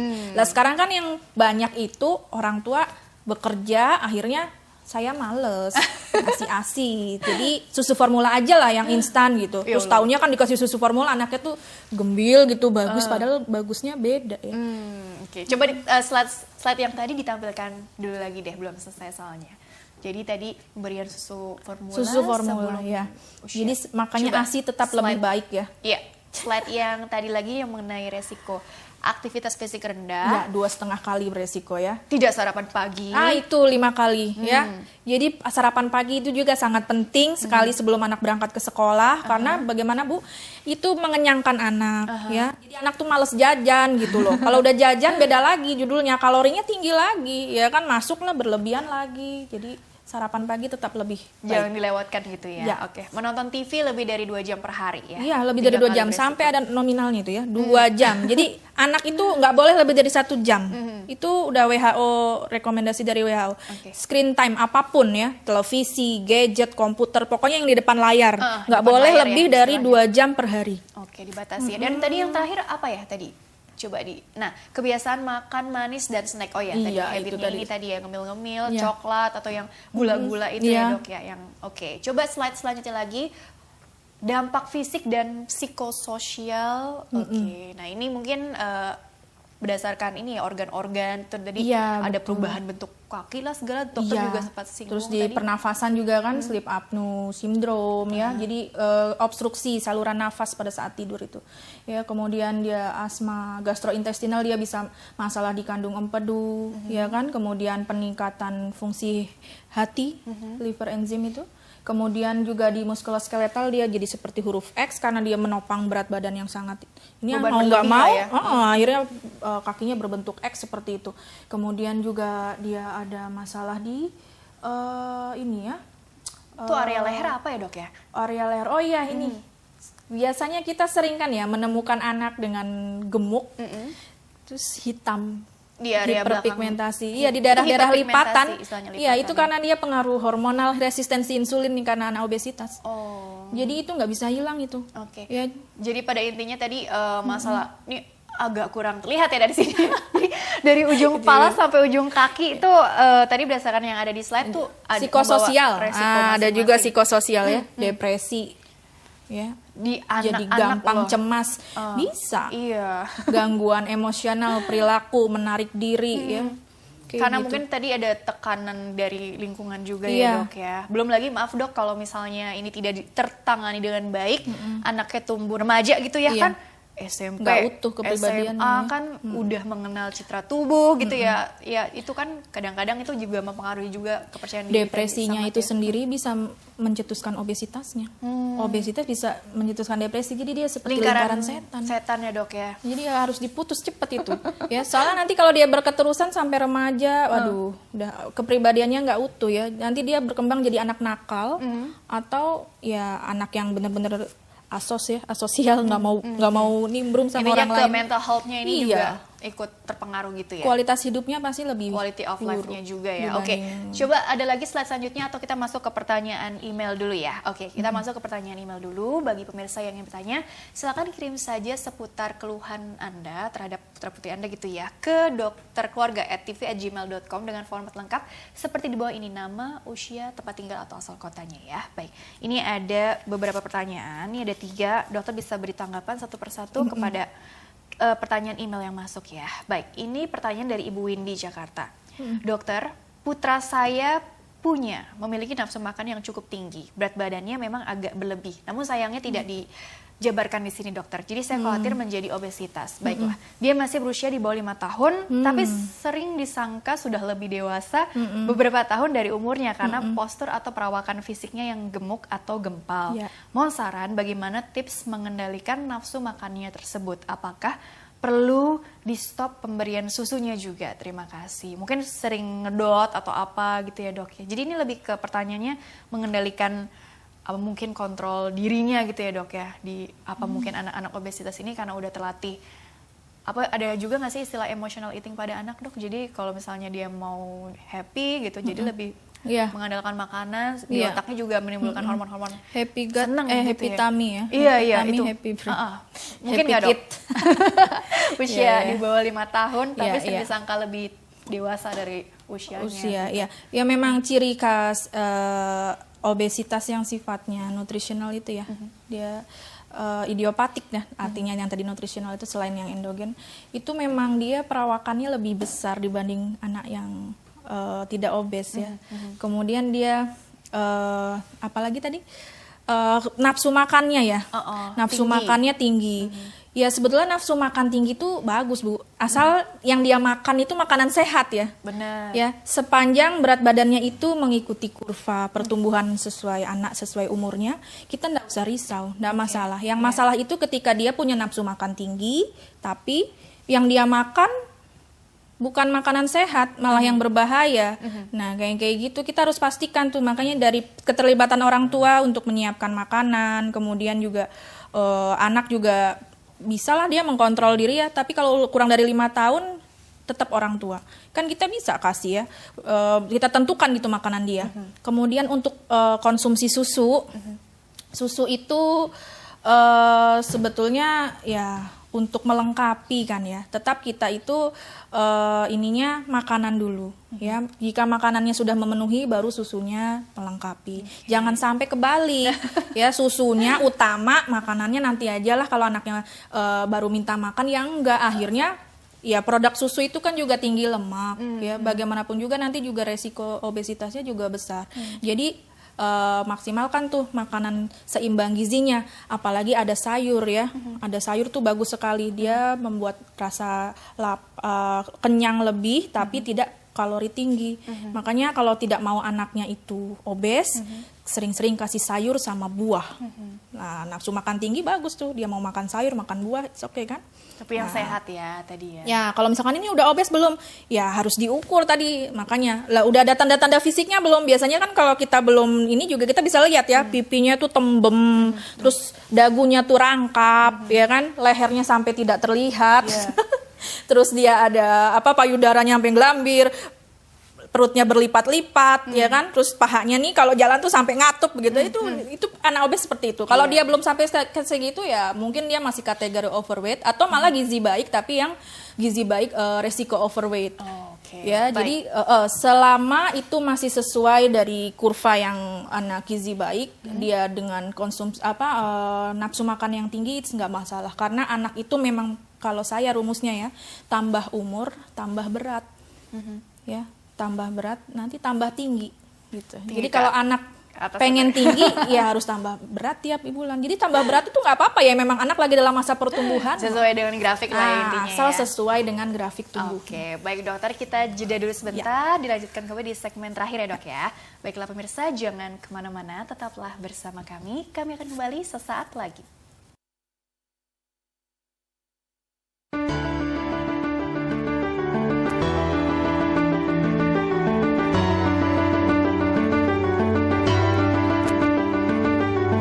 Rumah Sakit Mas Mitra pada awalnya dikenal sebagai Rumah Sakit Ibu dan Anak Mas Mitra. Rumah Sakit Ibu dan Anak Mas Mitra mulai beroperasi pada tanggal 4 Oktober 2007. Sejak tanggal 25 November 2011, Rumah Sakit Ibu dan Anak Mas Mitra mendapatkan izin operasional sebagai Rumah Sakit Umum. Rumah Sakit Mas Mitra berlokasi di Jalan Kelurahan Jati Makmur nomor 40 Pondok Gede, Bekasi.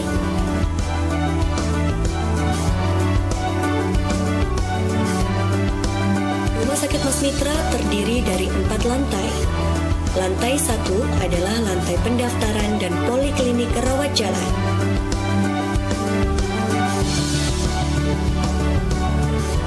Lantai 2 adalah lantai rawat inap. Lantai 3 adalah lantai ICU, HCU, dan perinatologi. Serta lantai 4 adalah lantai ruang pertemuan dan kantor.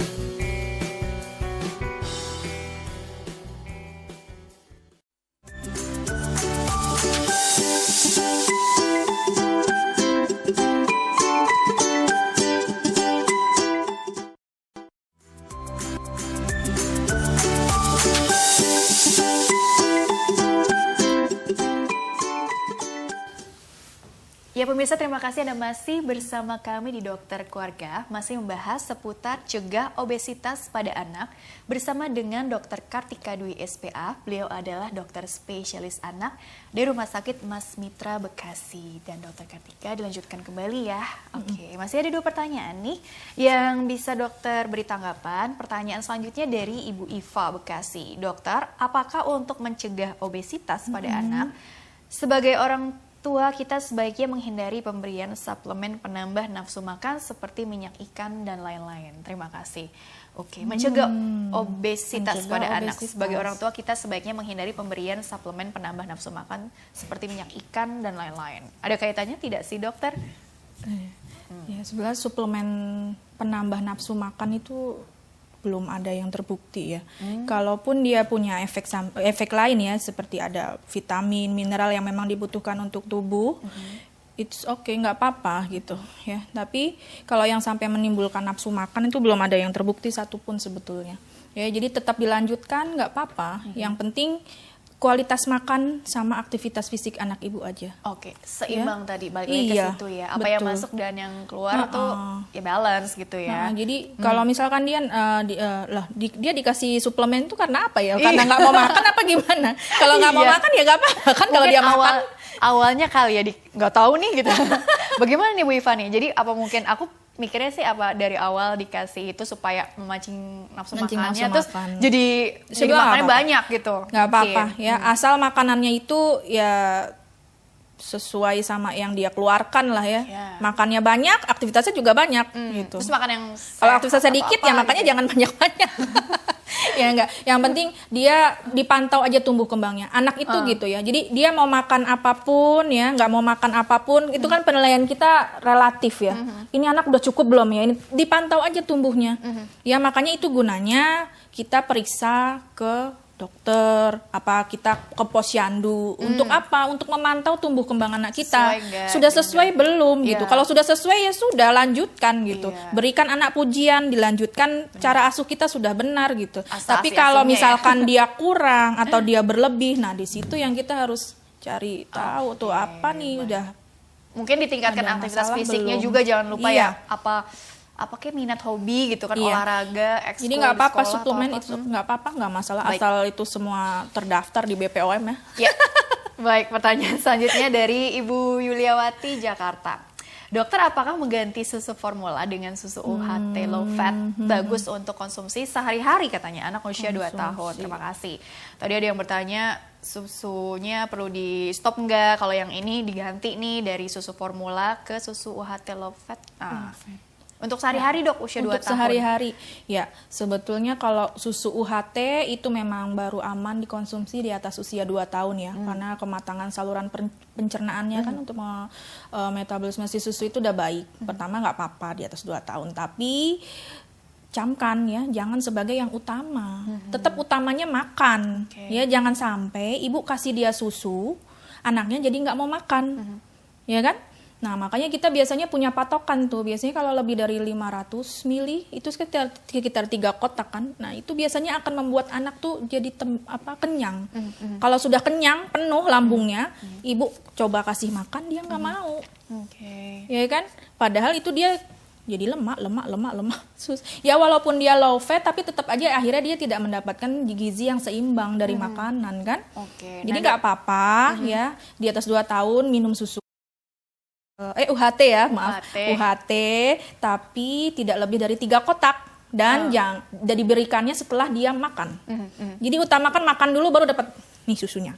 Jangan susu dulu, ibu kasih makan, nggak mau dia. Oke deh. Nah, dokter Kartika, kalau nih misalnya ada ibu-ibu milenial di luar sana nih yang aku pengen ke Rumah Sakit Mas Mitra nih, mau konsul sama dokter Kartika langsung gitu. Mungkin jam prakteknya hari apa, jam berapa gitu ya.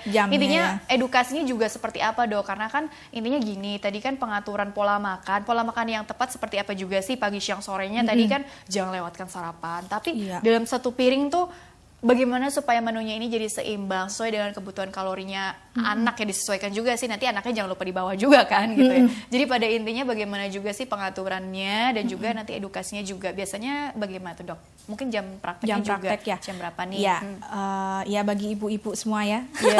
Bapak-bapaknya juga boleh. Bapak-bapak bawa anaknya. Nenek, tapi kakek. bawa anak ya, jangan nggak bawa, nanti beda dokternya.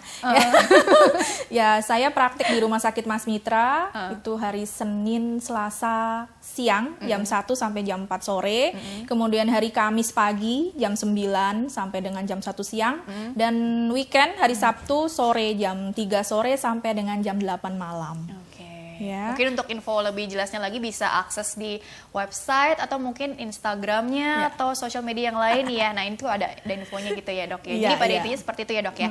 Dok, tapi tadi yang untuk rulesnya tadi untuk ya. Food rules ya istilahnya ya dok ya. Ya sebetulnya ya penerapan pola makan yang baik ya. Itu ada namanya metode food rules. Food rules itu di samping untuk anak yang sulit makan juga kita terapkan pada anak-anak dengan obesitas ya.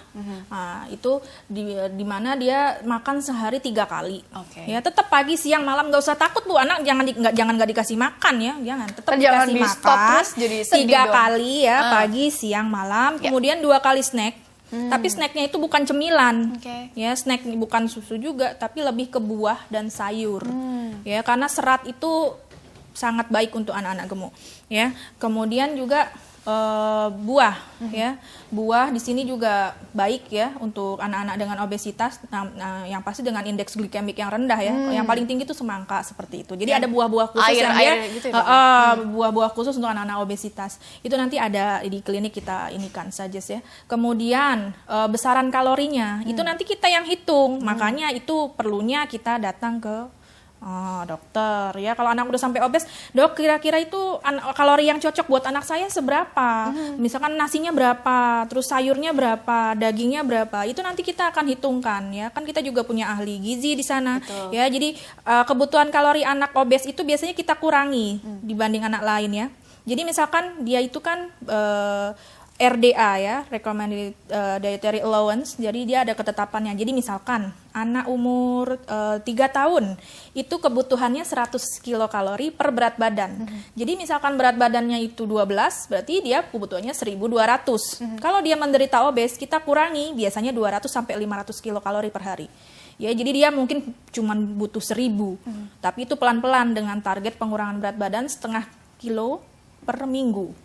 Ada ya, target seperti itu. Jadi kita punya target juga. Tapi kalau bisa, ya kita cukup mempertahankan berat badannya aja sih.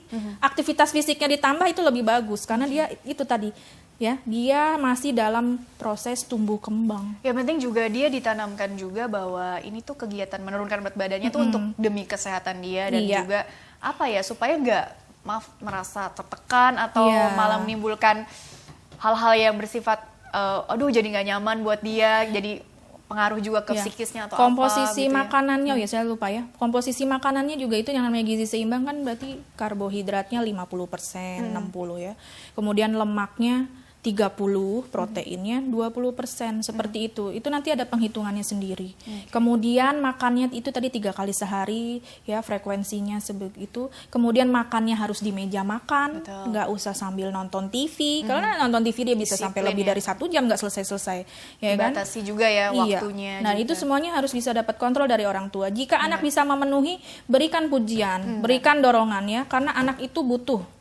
Ya untuk bisa melanjutkan semuanya itu ya. Kemudian juga diperlukan keterlibatan dari pihak sekolah ya, karena anak itu kan banyak waktunya itu dihabiskan di sekolah ya. Jadi guru-guru juga paling enggak ayo kamu makan ini jangan makan itu misalkan itu, atau enggak kalau ada anak-anaknya yang mengejek teman-temannya dilerai gitu. Jadi itu ada efeknya semua ya, lingkungan di keluarga maupun di sekolah. Akhirnya bisa memperbaiki kebiasaan dari anak itu sendiri. Baiklah dokter, karena waktunya juga terbatas, jadi closing statement yang bisa dokter sampaikan, terutama bagaimana kali ya edukasi juga ke orang tua agar mereka bisa memberikan contoh yang baik gitu ya kepada putra-putrinya, sehingga ya mengadopsi gitu ya gaya hidup yang sehat, terus supaya si putra-putrinya ini juga terhindar dari yang namanya obesitas gitu dokter. Singkat saja.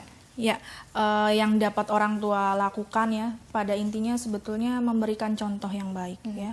Karena anak itu pasti nggak akan jauh-jauh kok dari yang dicontohkan orang tua.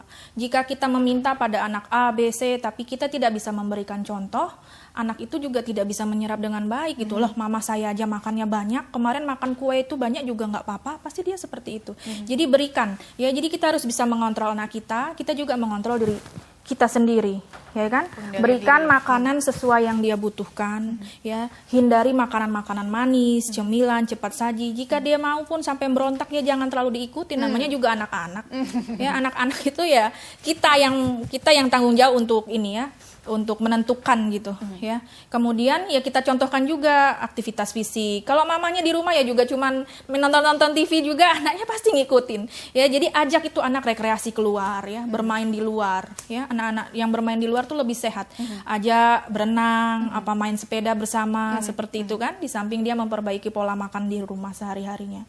Ya, kemudian ya tetap dipantau tumbuh kembangnya. Itu saya titip aja sih, karena kadang kalau kita nggak pantau juga kita mana tahu gitu. Kita taunya anak saya nih ya gemuk-gemuk biasa lah, sehat, tahu-taunya dia sudah obes ibu, ya ampun gitu kan, udah terlalu terlambat gitu. Jadi ya memang nggak harus sakit ya datang ke dokter. Jadi kalau misalkan kita curiga, ada baiknya lah gitu kan. Kalau misal terutama untuk anak-anak di atas 5 tahun tuh kan udah nggak ada posyandu ya, dia mau ngapain juga ke posyandu, nggak bisa. Jadi, ya intinya jangan lupa diperhatikan, dipantau. Iya, dipantau terus, tetap dipantau. Di sekolah itu ada kan pemeriksaan kesehatan anak sekolah ya, biasanya peran guru tuh juga ada di situ. Mereka tahu kok kriteria obes, mereka tahu ya.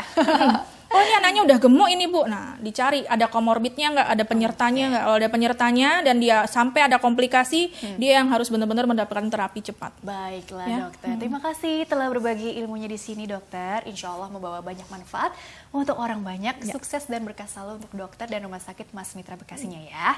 Baiklah pemirsa, terima kasih juga Anda telah mengikuti program kami. Saya Rini Ayuning Tias beserta seluruh kru yang tugas mohon undur diri dari hadapan Anda. Terima kasih dan sampai jumpa.